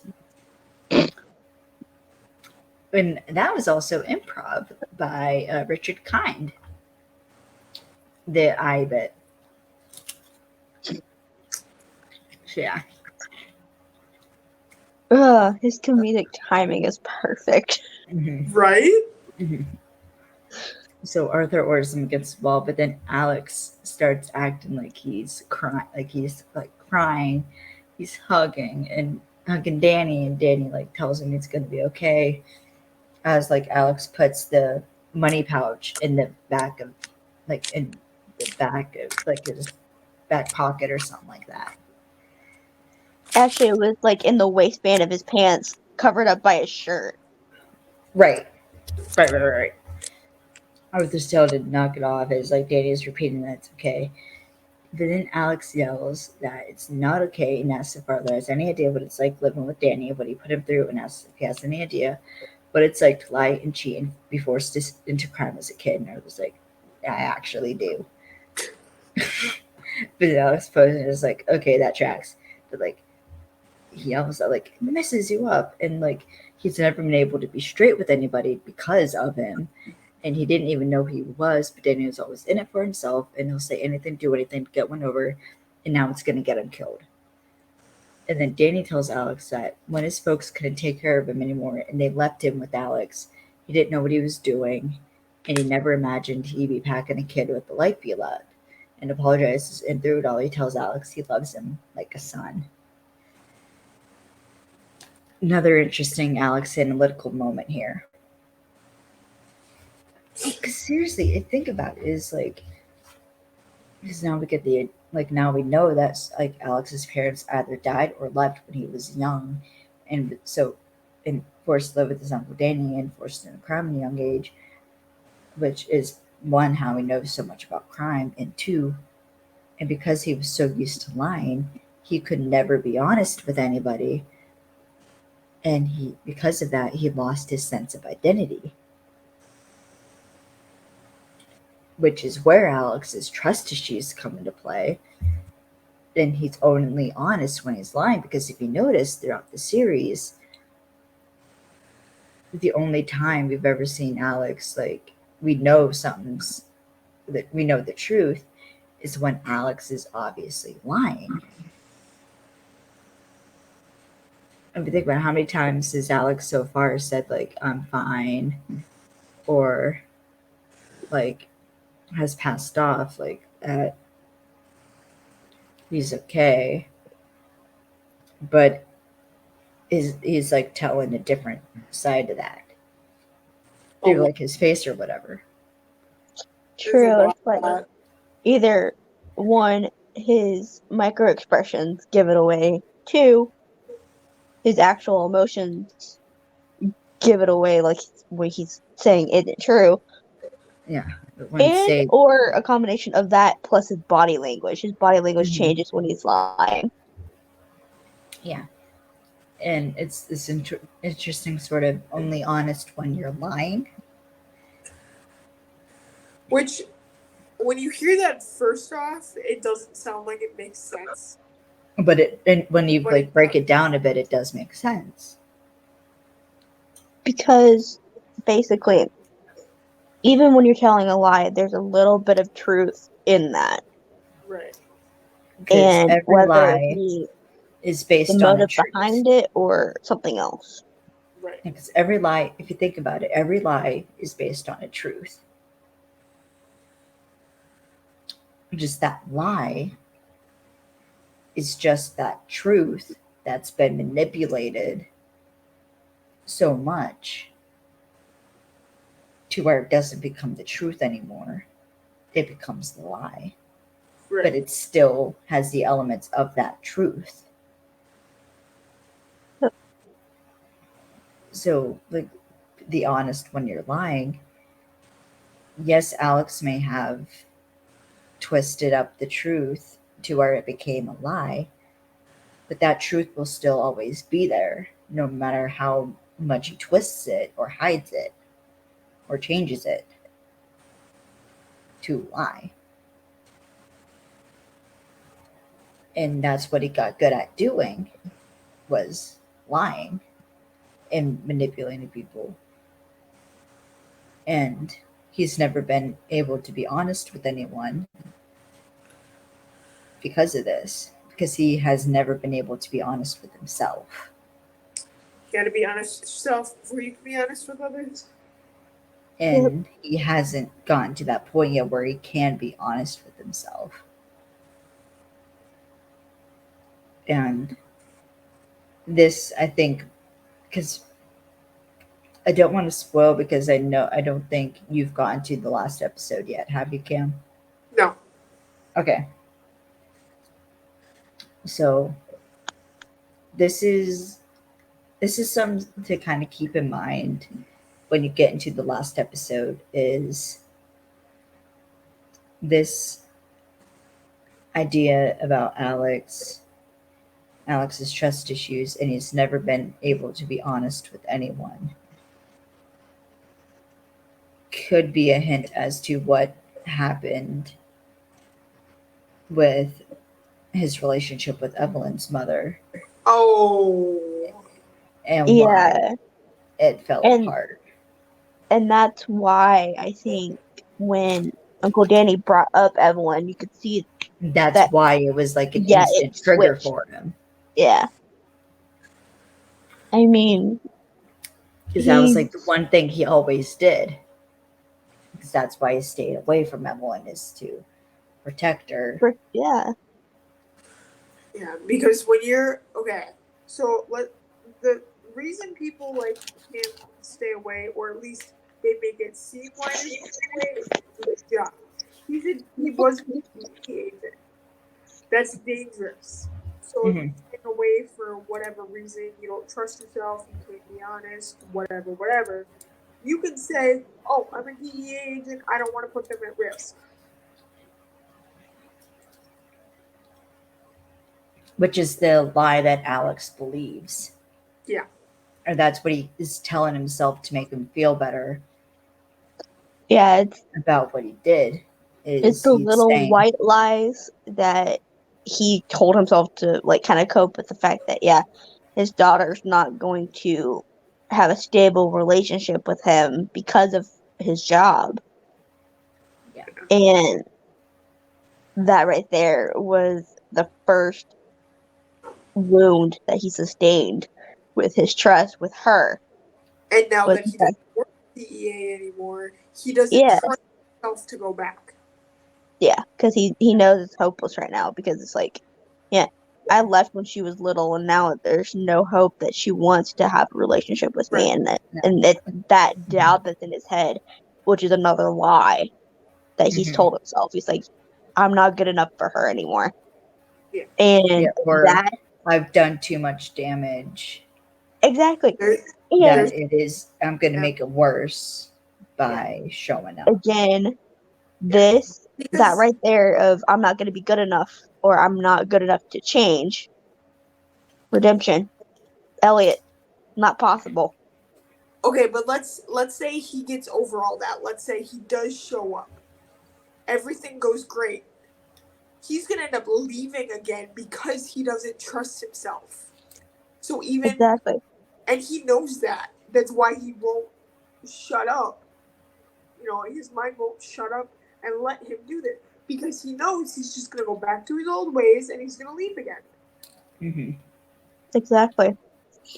And that's why I kind of see a parallel between Alex and Evelyn and Elliot and himself, basically. It's like those two it's similar. Because he's like, I don't trust myself to be vulnerable around her, to actually tell her what the heck I did. And he's like, and Elliot was like, I don't trust myself to be open with my friends about what I've done. Yeah. Because I'm scared they're going to get hurt. It's that protective instinct. But it's a trauma response. But what I always what I was gonna say was, I think, or the difference here is Elliot's character arc is what redemption actually means. Right. Exactly. Which was laid out beautifully by Hardison as to change first, then repent, essentially. It's a process. Then get redemption. Yes. Yep. I love how because before Elliot's journey is figuring out that redemption is possible for him and acceptance for the sins of his past. With Alex, it's not about acceptance of the sins of his past. It's about the letting go and moving on part. Yeah. It's basically, with Alex, he still has a hold of that baggage. He needs to let that go to be able to heal. And he can't get out of that mindset of like, I did bad things, and like I'm not like I did bad things, and like I've let people down, but he hasn't been able to move on.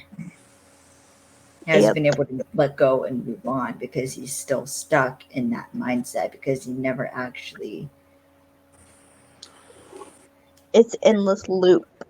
It repeats. That, but a lot of it, I think, has come with Alex not processing it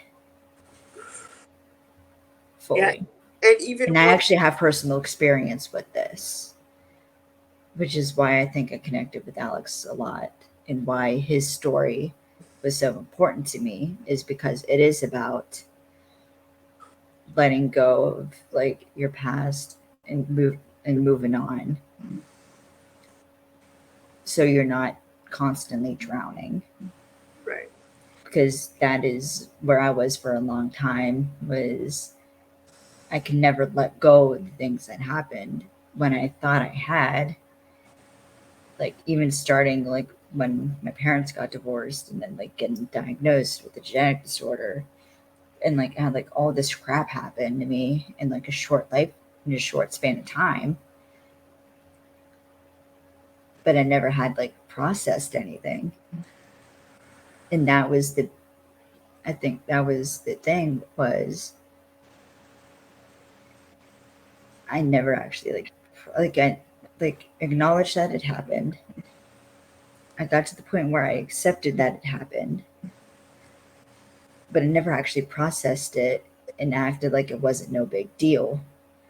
When in reality, it was the reason I was having panic attacks and would sometimes cry myself to sleep, asking why me, because I never actually like processed anything and dealt with it. You get to the point where it's like, okay, yeah, I have this thing, whatever, but then you don't process the ramifications of that and how it's going to affect and you don't and how that affects your identity as a person. Yeah, because I know for me and a multitude of mental health things that I don't really want to talk about, but I can accept that I have it, but then it's working through having it. Like, we'll use my depression for an example.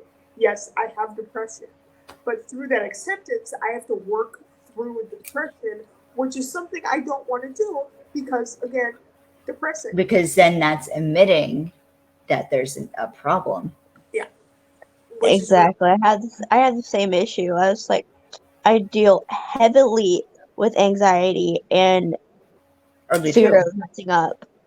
And I'm my own worst critic. I still am to this day, and it leads to me. It literally just a couple days ago at work, I was running behind, and I blamed myself for that. I was like, "Oh, you're too slow. You stupid person. You're an idiot.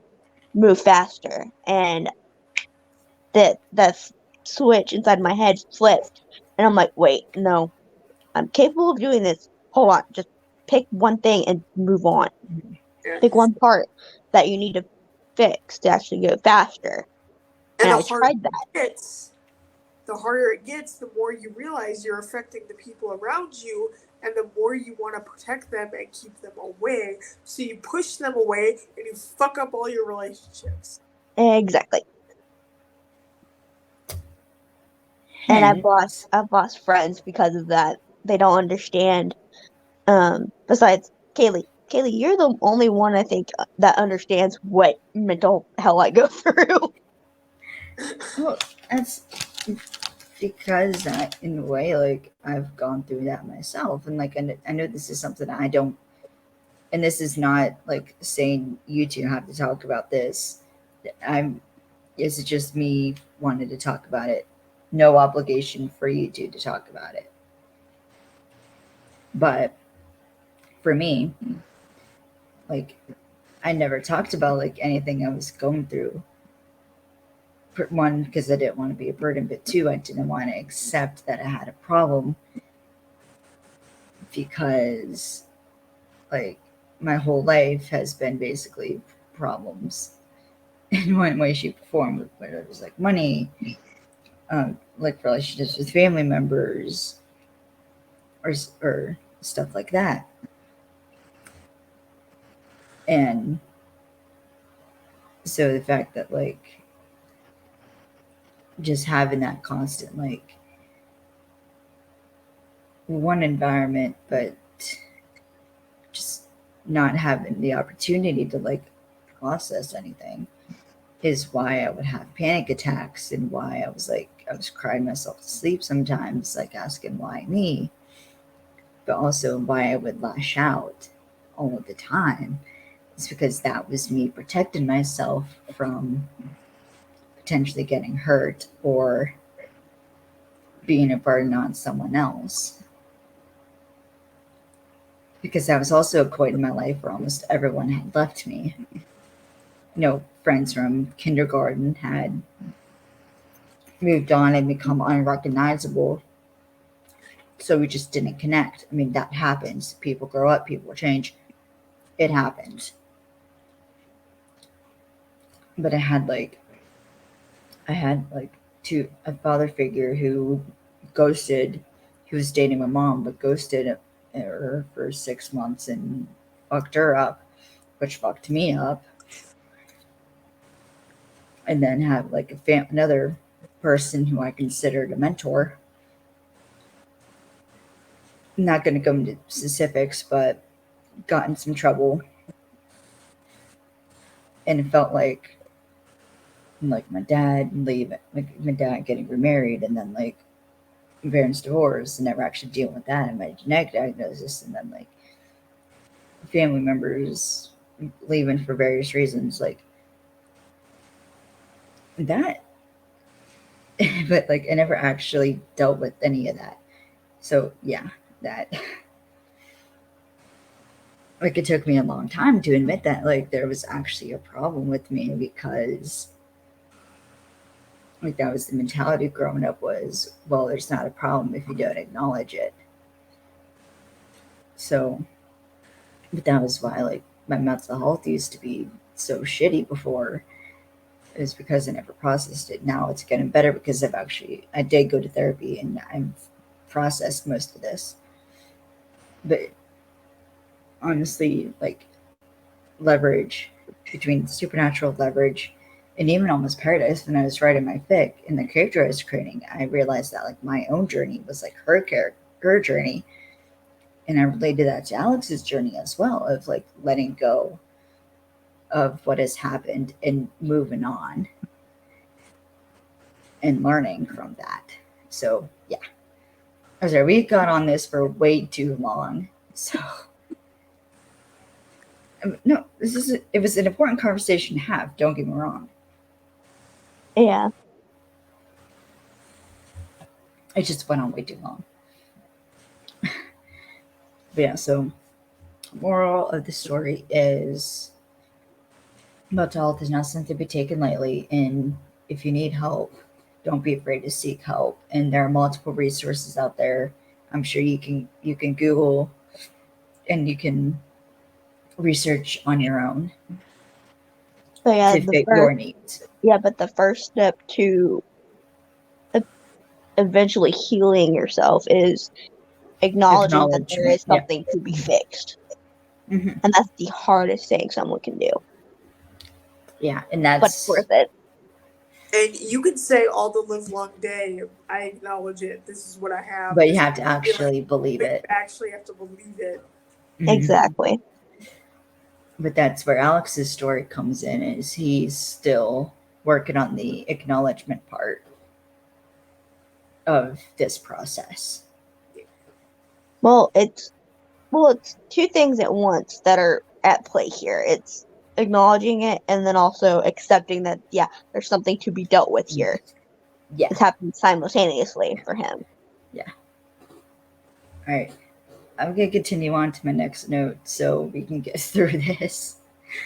So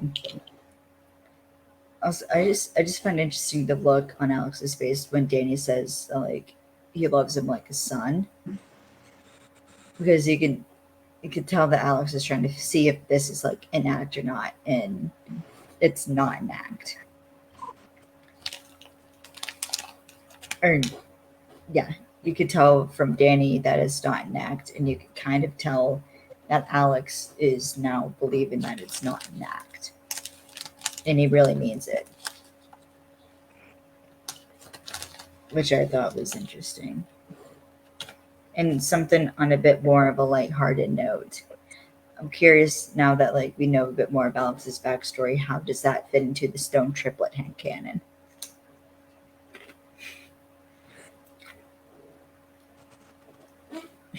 I'm not sure. Well, because I mean, we know. Well, maybe like he had a parent or something, like or like a father figure, yeah, or somebody like that was like a. Hang on, first thing, are we assuming that Elliot, Alex, and Jake are brothers or cousins? I like the. Okay, but what would be the difference? Would there really be a difference? Well, if they were brothers, they'd have the same parents. Yeah. I like that if they're cousins, they could have different parents. Yeah. I think triplets just because it's Christian Kane playing all three, but of course you would go that route.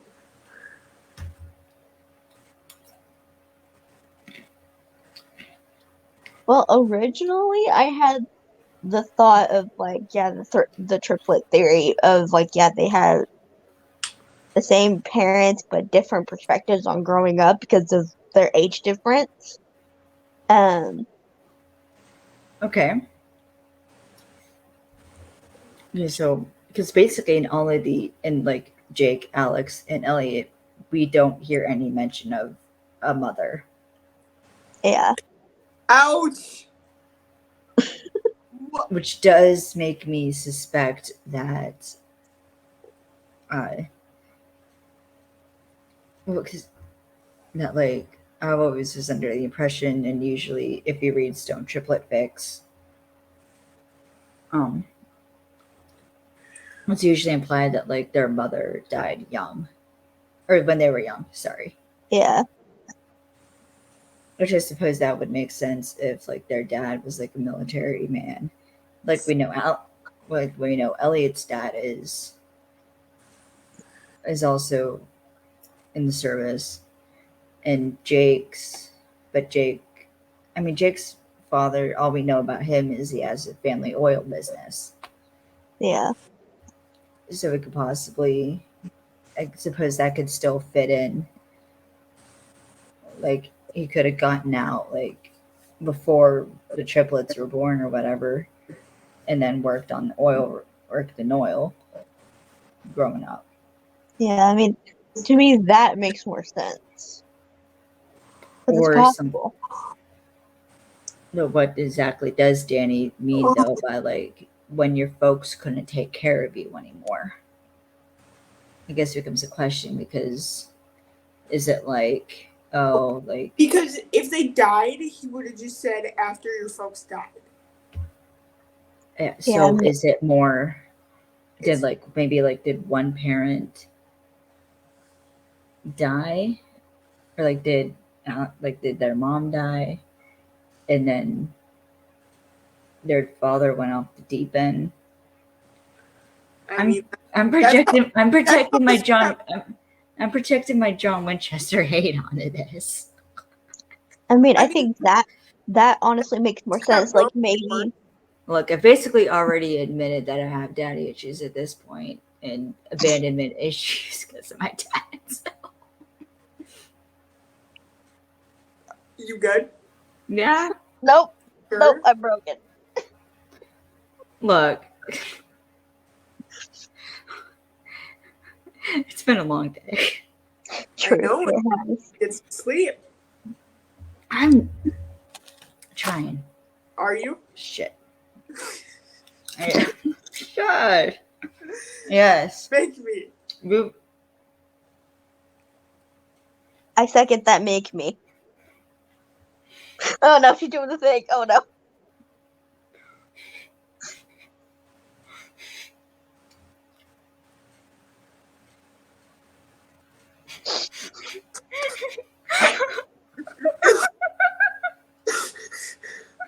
I would have had it if I didn't laugh. Damn it, babe. Love you. Okay, we're carrying on. So, Alex tells Danny to like hand over this money. So Danny does, and how they get Arthur to buy that the money's real is Alex is explaining that it's like Singapore dollars, which is the hardest bill to counterfeit. And as like Arthur orders them on their knees, Alex, he's pulling for info, basically. And bullshitting his way out of it, I must say. But when Danny goes to move them, Alex takes this moment to disarm Arthur. Sorry. And we get this very good knife fight. Jesus Christ, sorry. That fight was really good to watch, though. It was. It was fun. I had to back it up like twice to watch it over again. Yeah, because there's one point where like Alex rolls to like uses the fact that he's low to like knock Arthur's legs, getting him down. I was getting like a major like leverage. Mm-hmm. Yeah, I'm getting major Elliot vibes with that fight scene. I was like, ooh, that's impressive. Yeah, well, yeah. Then Kai and Ernesto come up in the cruiser, basically. So basically they had this film scene filmed in like 9 minutes, and Christian hadn't even learned like all the choreography when they shot this. Or he said the way he worded it was he didn't learn, he didn't know the choreography as well as he should have. So that means they didn't have enough time to prepare himself for what was about to happen. Which means he was just freaking winging it at that point. That's what he admitted to, was him and Errol were basically winging it the whole time, and it was close to an actual fight. Yeah, it was basically, this fight was improv. But it was which is impressive to think about. Sure. Because I'm not sure about Errol, but like Christian, like he sounded like a classically doing his own stunts for God knows how long. So he probably was able to like improv his way through it, and they were just like, you know what, looked good. We're going with it. As far as I know, the main reason that they do practicing with stunts and fight sequences is so there are no surprises. Yep. Yeah. Like in a real fight, somebody and to get the camera set up. Wouldn't even But in a real fight, somebody could pull a knife on you and you wouldn't even notice. Like you wouldn't know how to react. Whereas in a fight sequence, it's all planned out. You know what's coming. And it's a dance. Yeah. Yep. And for Christian, it's a dance. Yeah. And the steps are counted out as you move through the scene. Well, rather than like in an actual fight, it's all like it's like total improv. There's no timing. It's just you take and give and take, and it's like whatever that person throws at you, you have to counter react. Yeah. So I love that fight scene. It was cool. Yeah. So Kai and Ernesto get out of the cruiser and have their guns pointed at him, yelling for them to get on the ground and to drop the guns and all that. But Danny picks up a gun. Stupid. He starts yelling how he can't do it. A lot of arguing happens, and Ernesto shoots Danny. Asshole. That's what I thought when I first saw it. I'm just like, you asshole. So Kai freaking tackles or body slams Arthur into a crate and has him arrested as Alex is like yelling Danny's name, like leaning over his body. Yeah, because the man died. Yeah. Died. Quotation marks. Yeah. Well, no. Yeah, in the end, we realized that through a leverage style flashback. Yes, because it's revealed that Ernesto didn't actually shoot Danny, and they basically set this whole thing up so they could basically cancel the contract and because Alex made a deal, or he did the one thing he hated, which was making deals. So he made a deal with Kai and Ernesto that if he handed over Arthur Pink, then they'd have to let Danny go free. And yeah, through a leverage style flashback, we see that when Alex was hugging Danny, he put a blood squib in his chest. Yeah.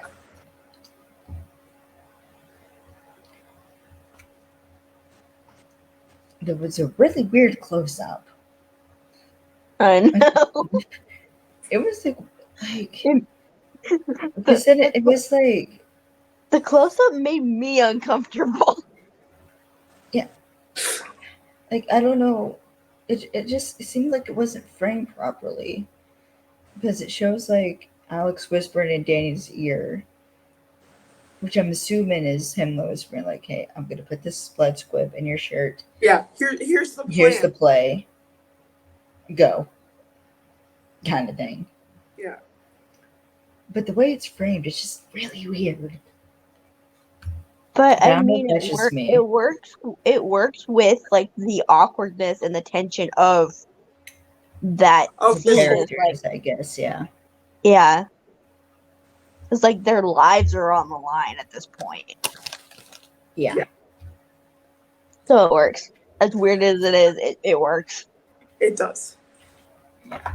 So carrying on. So Danny doesn't actually get to skate though on this, as he's never allowed in the Philippines again.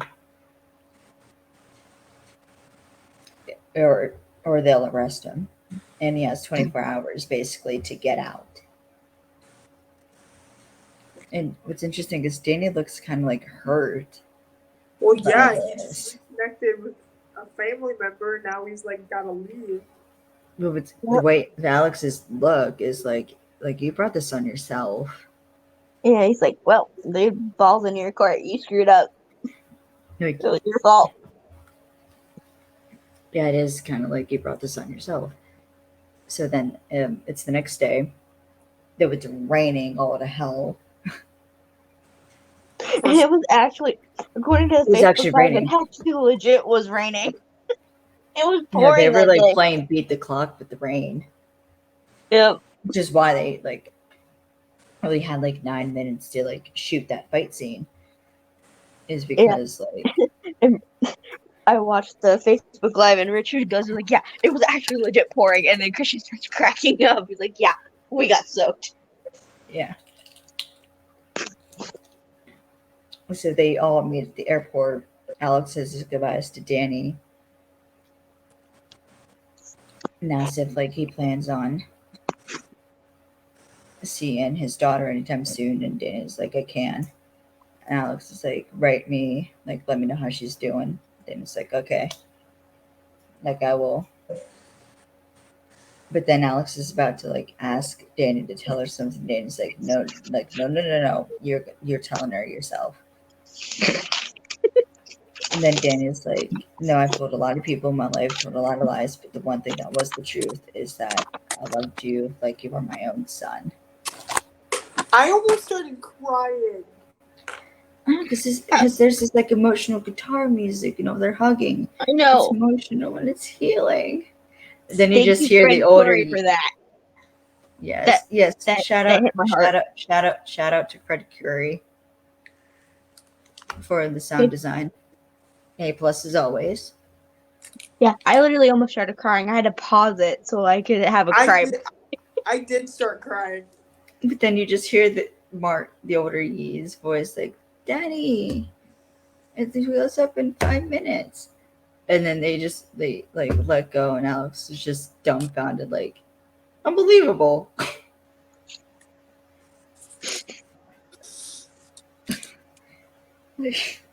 Like you just got your third chance and you already fucked it up. Unbelievable. Then my favorite bit when he realizes Danny gets his bag, and Danny says like, through it all, I'm glad I came and thank you. And I was like, through it all, I still love you, Uncle Danny.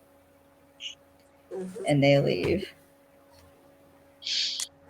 So Alex, he's hurting a bit because he's holding his side. Because during this fight, he got cut in his arm and cut on his side. Yeah, he has his hands over his ribs. He's like, that hurt. Yeah, but they're walking. But getting hit in the ribs hurts. True. Especially when you do it to yourself, because you back into a ladder. Because your dumbass didn't calculate distance. Seriously, I do that so many freaking times at work. I've backed into a shelving. Yeah, I've backed into a shelving unit and gotten my ribs pretty good. Mm-hmm. It hurt. I backed a 90-pound dog to jump on my ribs. I win. Okay, true. But and like Ernesto offers Alex a ride back to the gift shop. Alex thanks him because like, I guess you can't pick your family. And Alex like, Danny's a good guy at heart. He just never come out a straight line. And like, I think actually he might like change, but then he starts like feeling his pockets.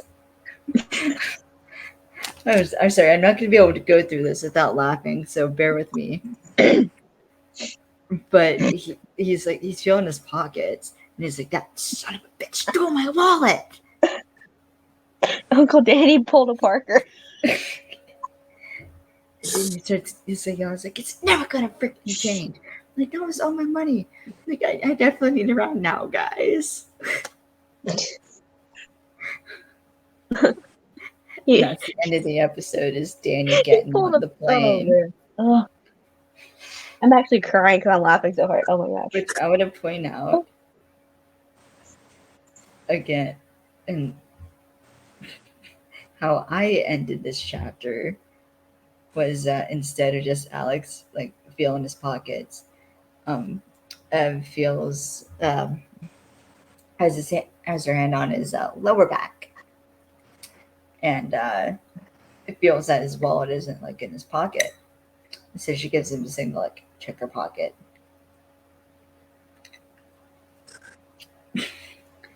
And hers didn't get stolen because she didn't bring her wallet because she's not a dummy.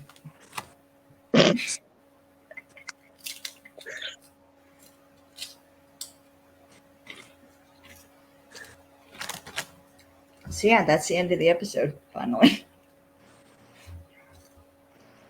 But I do have some notes. First, Christian Kane's microexpressions. That dude is just a pro, and I'm fucking jealous. He is. Particularly.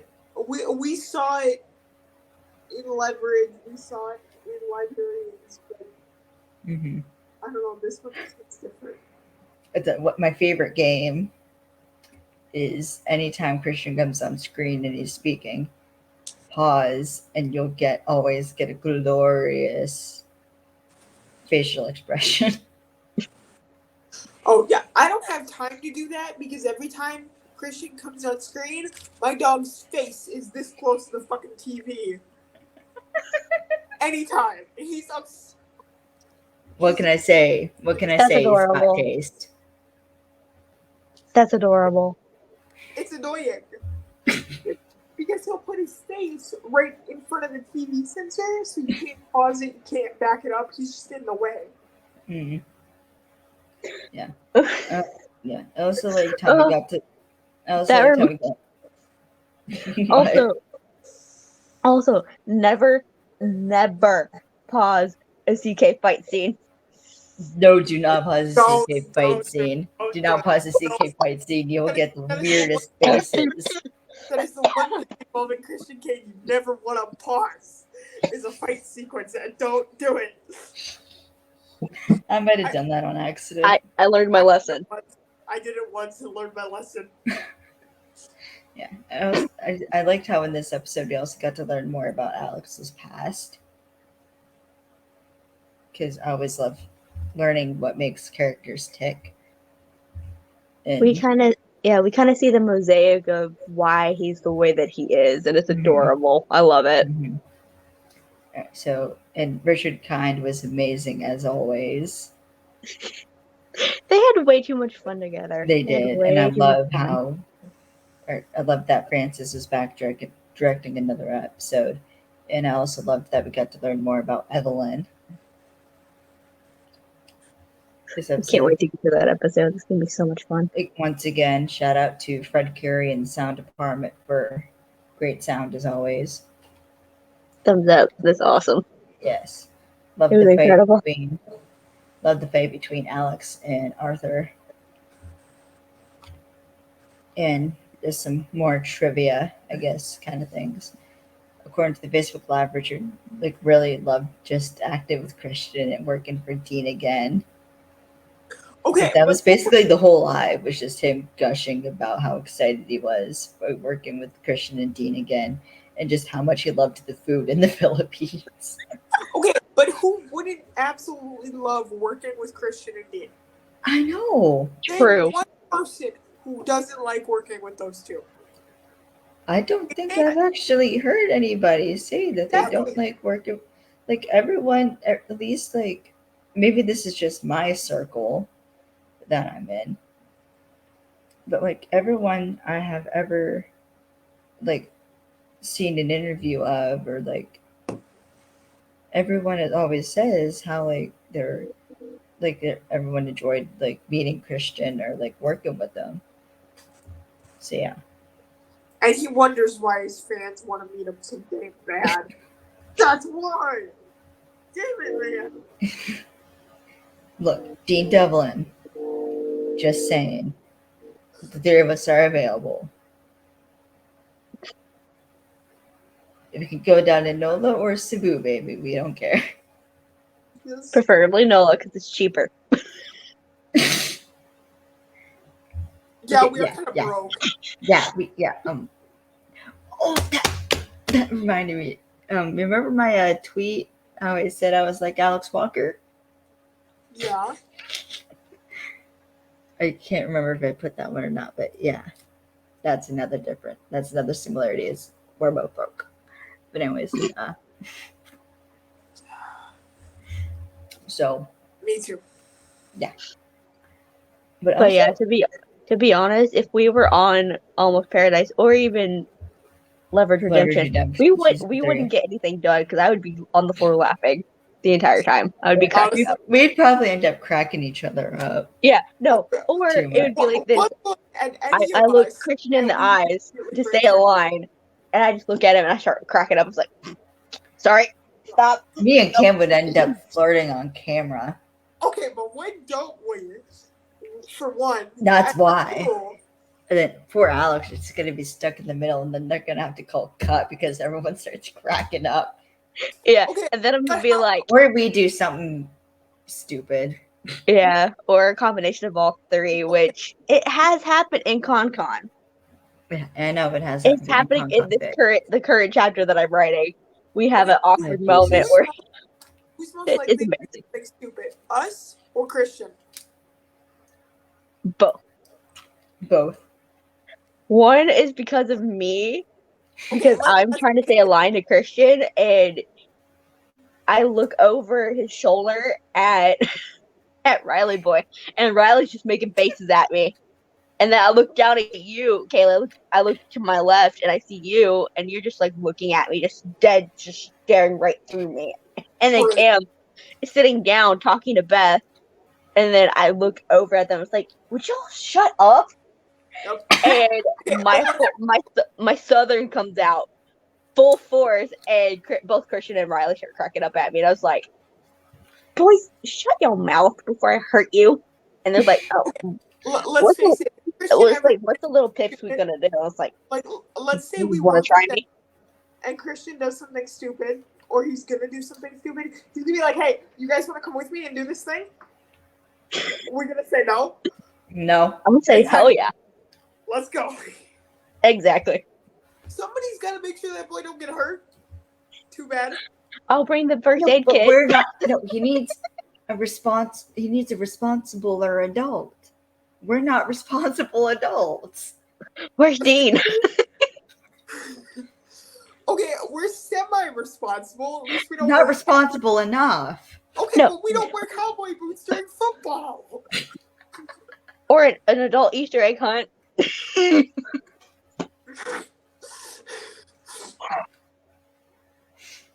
Somebody's got to be carrying the first aid kit when that boy falls on his face. Kaylee, remember that I need an adult year adult TikTok? Crap, sorry. I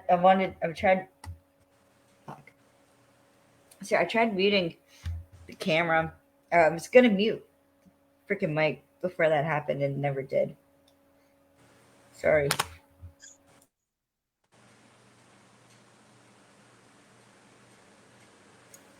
Okay, I'm good. Sorry. Jesus Christ. Okay, so all right, well, carrying on because we're just about done. So I've also found it interesting how in this episode we get two male characters who usually with like male characters, even if they're like related, they don't casually say we don't often see them casually say, like, I love you. So I find it interesting that both the male characters do say, like, I love you in some capacity. Yeah, that was really good. I did like that. Mm-hmm. And the fact that it was so subtle was actually really cool. I thought that was pretty neat. It was like, that goes to show you the writers. Whoa. Like, yeah, instead of like blatantly in your face, obvious, it was more subtle, which fits their dynamic perfectly. Where it just came out naturally. It wasn't like, yeah, too forced or anything like that. It was just enough. To know with my notes. And apparently Francis de la Torre, some more trivia. Princess de la Torre learns that if you have a good script and good actors with good chemistry, you get the hell out of the way. And they had everyone cracking up. I mean, that's apparently actually kind of true. Does exist. Yeah, well, when it comes to actors with good chemistry, you give them their outline and get out of it. Yeah. True.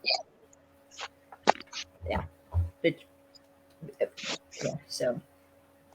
And Richard kind is apparently the better golfer of him and Christian. And apparently Christian lost $100 on like a bet. Of course he did. Of course he did. Fucking Oklahoma. No, so there's this funny story that Richard told. He has this is actually kind of funny. Well, it's kind of cool and funny at the same time. But Richard Kind has something called vitiligo. I think is how you say it. Which is basically a skin pigmentation condition where the pigment goes away. So you get these like patches of just pure white. But apparently his legs are like really white, or it was like it's more in his legs. Shit. What? Dean liked my tweet about the podcast. Nah. This podcast? Mm-hmm. Fuck. Where you liked the tweet about it, where I was like tweeted earlier. Well, I'll get a shovel, start digging our graves. Crap. There was one I posted yesterday. Sorry. So, and Joe Pesci, he is another actor in No One from Home Alone, and like Goodfellas, I think is the name of the movie. But basically, he's always said that anything to the right of Richard's legs is out of bounds because his legs were really white, and the markers for the out of bounds on a golf course are white. So yeah, and apparently a gag reel does exist and was approved. Oh boy. And in the Facebook Live, Dean Devlin said it was supposed to be released after the season finale. But it never happened. Looked. It never got released. Dean Devlin, we want the gag reel. Yeah, Dean, you lied to us. We want the damn gag reel. Particularly the bloopers involving Christian and Richard. I'm just loving it. We need the gag reel. Okay, you promised us the gag reel. Yeah, you promised. Okay? We have it on video. You promised to prove that you said that you said that there's a that there's a gag reel that was approved. Because in the Facebook Live, they were talking about going through the gag reel and having to like approve everything, because that's usually how it is. Gag reels is you basically get the gag reel, then you have to sign off on it, basically. So yeah, and also fun fact, some more trivia. Carrying on. No, this one's actually pretty cool. So they got the name Evelyn from Eve and Flynn from the Librarians.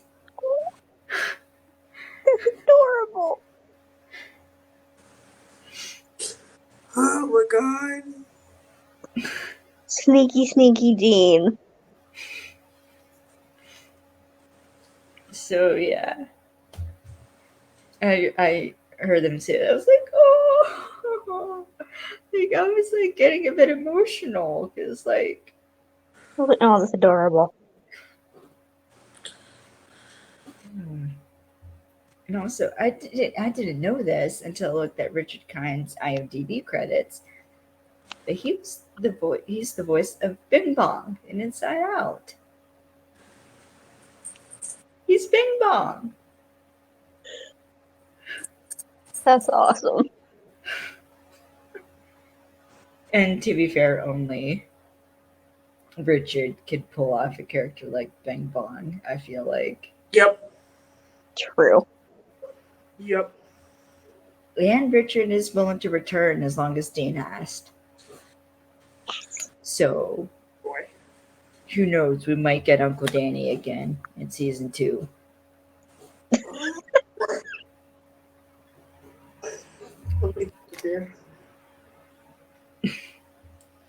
It's gonna be so much fun. And this is now this is now the second episode where Ernesto did not take off his glasses. I know. What? You should with that though.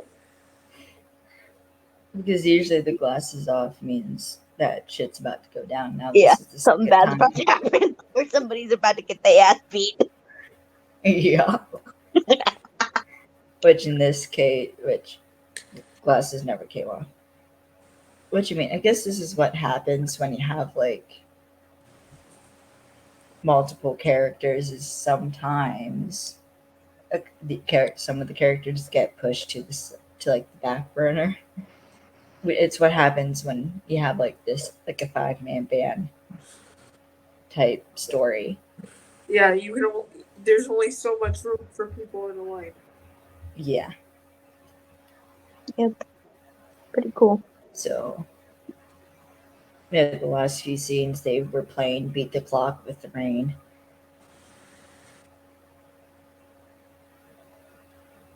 And because so the voice of the girl at the golf shop is actually Dean Devlin's wife, Lisa Brenner. Because what happened was, because they had to get everyone out quick, they didn't have any time to do ADR. So he like sent everyone like this app to use that they used to record their ADR, and Dean was basically doing the mixing himself, because at that point in time they weren't allowed in the office. So a lot of times it was either Dean or someone else doing the ADR. Christian. Yeah. We'll get into that in the next Almost Paradise episode. But yeah, are we almost done? Yeah, the girl at the golf shop was voiced by Lisa Brenner, who is Dean Devlin's wife, who actually is one of the bad guys in Leverage. Oh yeah, I forgot about that. She's Hannity in the Hot Potato Job.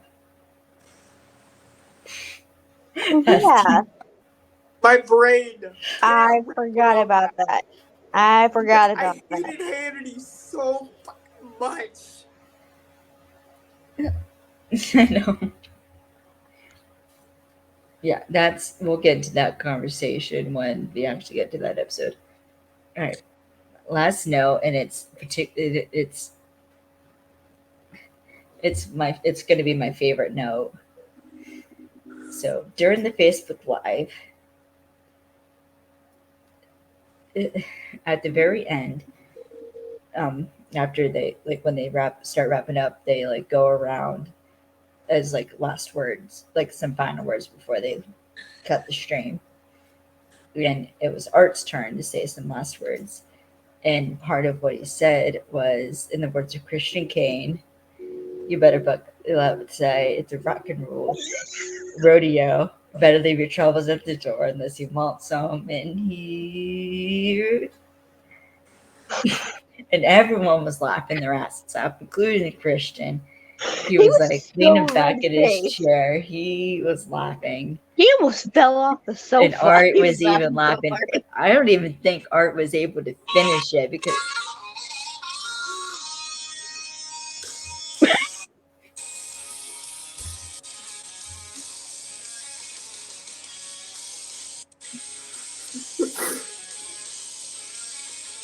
so you're tired and you're beat and you worked all week and you need a place to let it go where the girls go wild and the boys play hard and you need a little more than just a video. Well, here's your open invitation. You're Just a embarrassing me. couple regulations and warn your son better come to have fun. We don't take comedy serious, so leave your troubles at the door unless you want some in here. Welcome to my house, buckle up tight. Everybody sings and drinks and laughs and gets high. It's like good music, little something. It's a rock and roll rodeo. No dollar right now, sitting around. Everybody's dancing, grooving, and getting on down. So before you come in here with some kind of attitude, you better read the house rules. You just had to do that. Around 11 o'clock when the front door locks and the boys start raising the bottle.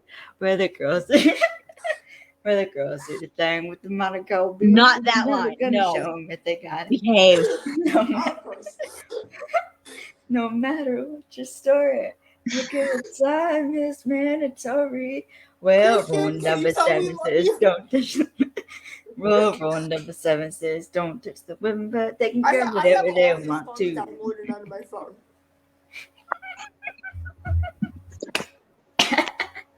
No such thing as last call. Alright, are we done? Can I go to bed now? Sorry about that. It's my fault. But that is why I chose that song. Yeah. That's why I chose the song for the TikTok. I'm gonna have to rewatch that TikTok and try not to crack up. I had to watch it 3 times because I kept singing. Alright, it fit. It works. It's fine. I was thinking about like the whole like rule number 7 thing like all day. And as soon as I got into work, I played music when I had work, and when I was walking to like the office, so I could like put my stuff away. When I got into the building, house rules came on. I was like, oh fuck yeah. And I might have been strutting down to the universe. Damn it. Sides. I know. And what's the date for today that we're doing this on? The 7th, episode 7. 7th episode on the 7th. Well, now it's technically the 8th for me, but we started on the 7th. Go with that. Yes. All right. Okay, so that was my last note. Okay. So, Alex, do you have any final notes? Just the fact that this was one of the funniest episodes I've ever watched. I was practically crying with laughter.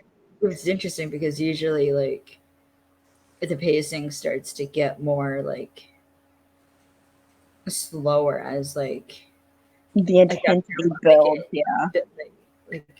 Like now it's like building up to like the finale, and everything like comes to head in the finale. But it's been like consistent throughout the entire season. Yeah. But yeah, I love this episode, and I'm gonna rewatch the Facebook Live just for the heck of it. Honestly, this was also one of my favorite episodes, and I absolutely love the podcast. Mm-hmm. This was great. Yeah. The technical difficulties matched. Yes. The energy. Yes. Of To be fair, it was fitting for how today has gone. It's been crazy, but I mean, this is worth it. After the week that I've had, full of insanity, I needed this. Yeah. Needed me blaring Christian Kane over the season. Yes, and now look at my face. I can't stop smiling now. Thank you for that. You knew I was gonna sing as soon as you played that. Oh yeah, that's why I did it. Stop it. Feelings. Stop. All right. So, all right. Wrap up. I'd like to once again thank our parent company, Navigo.org, our electrical consultants, West PA Systems. You can also check out the Ko-Fi and buy a coffee at Films and Fandoms. You can also check out my website at kaylasantelacting.com. You could follow me on Twitter at MissMovieFan_67.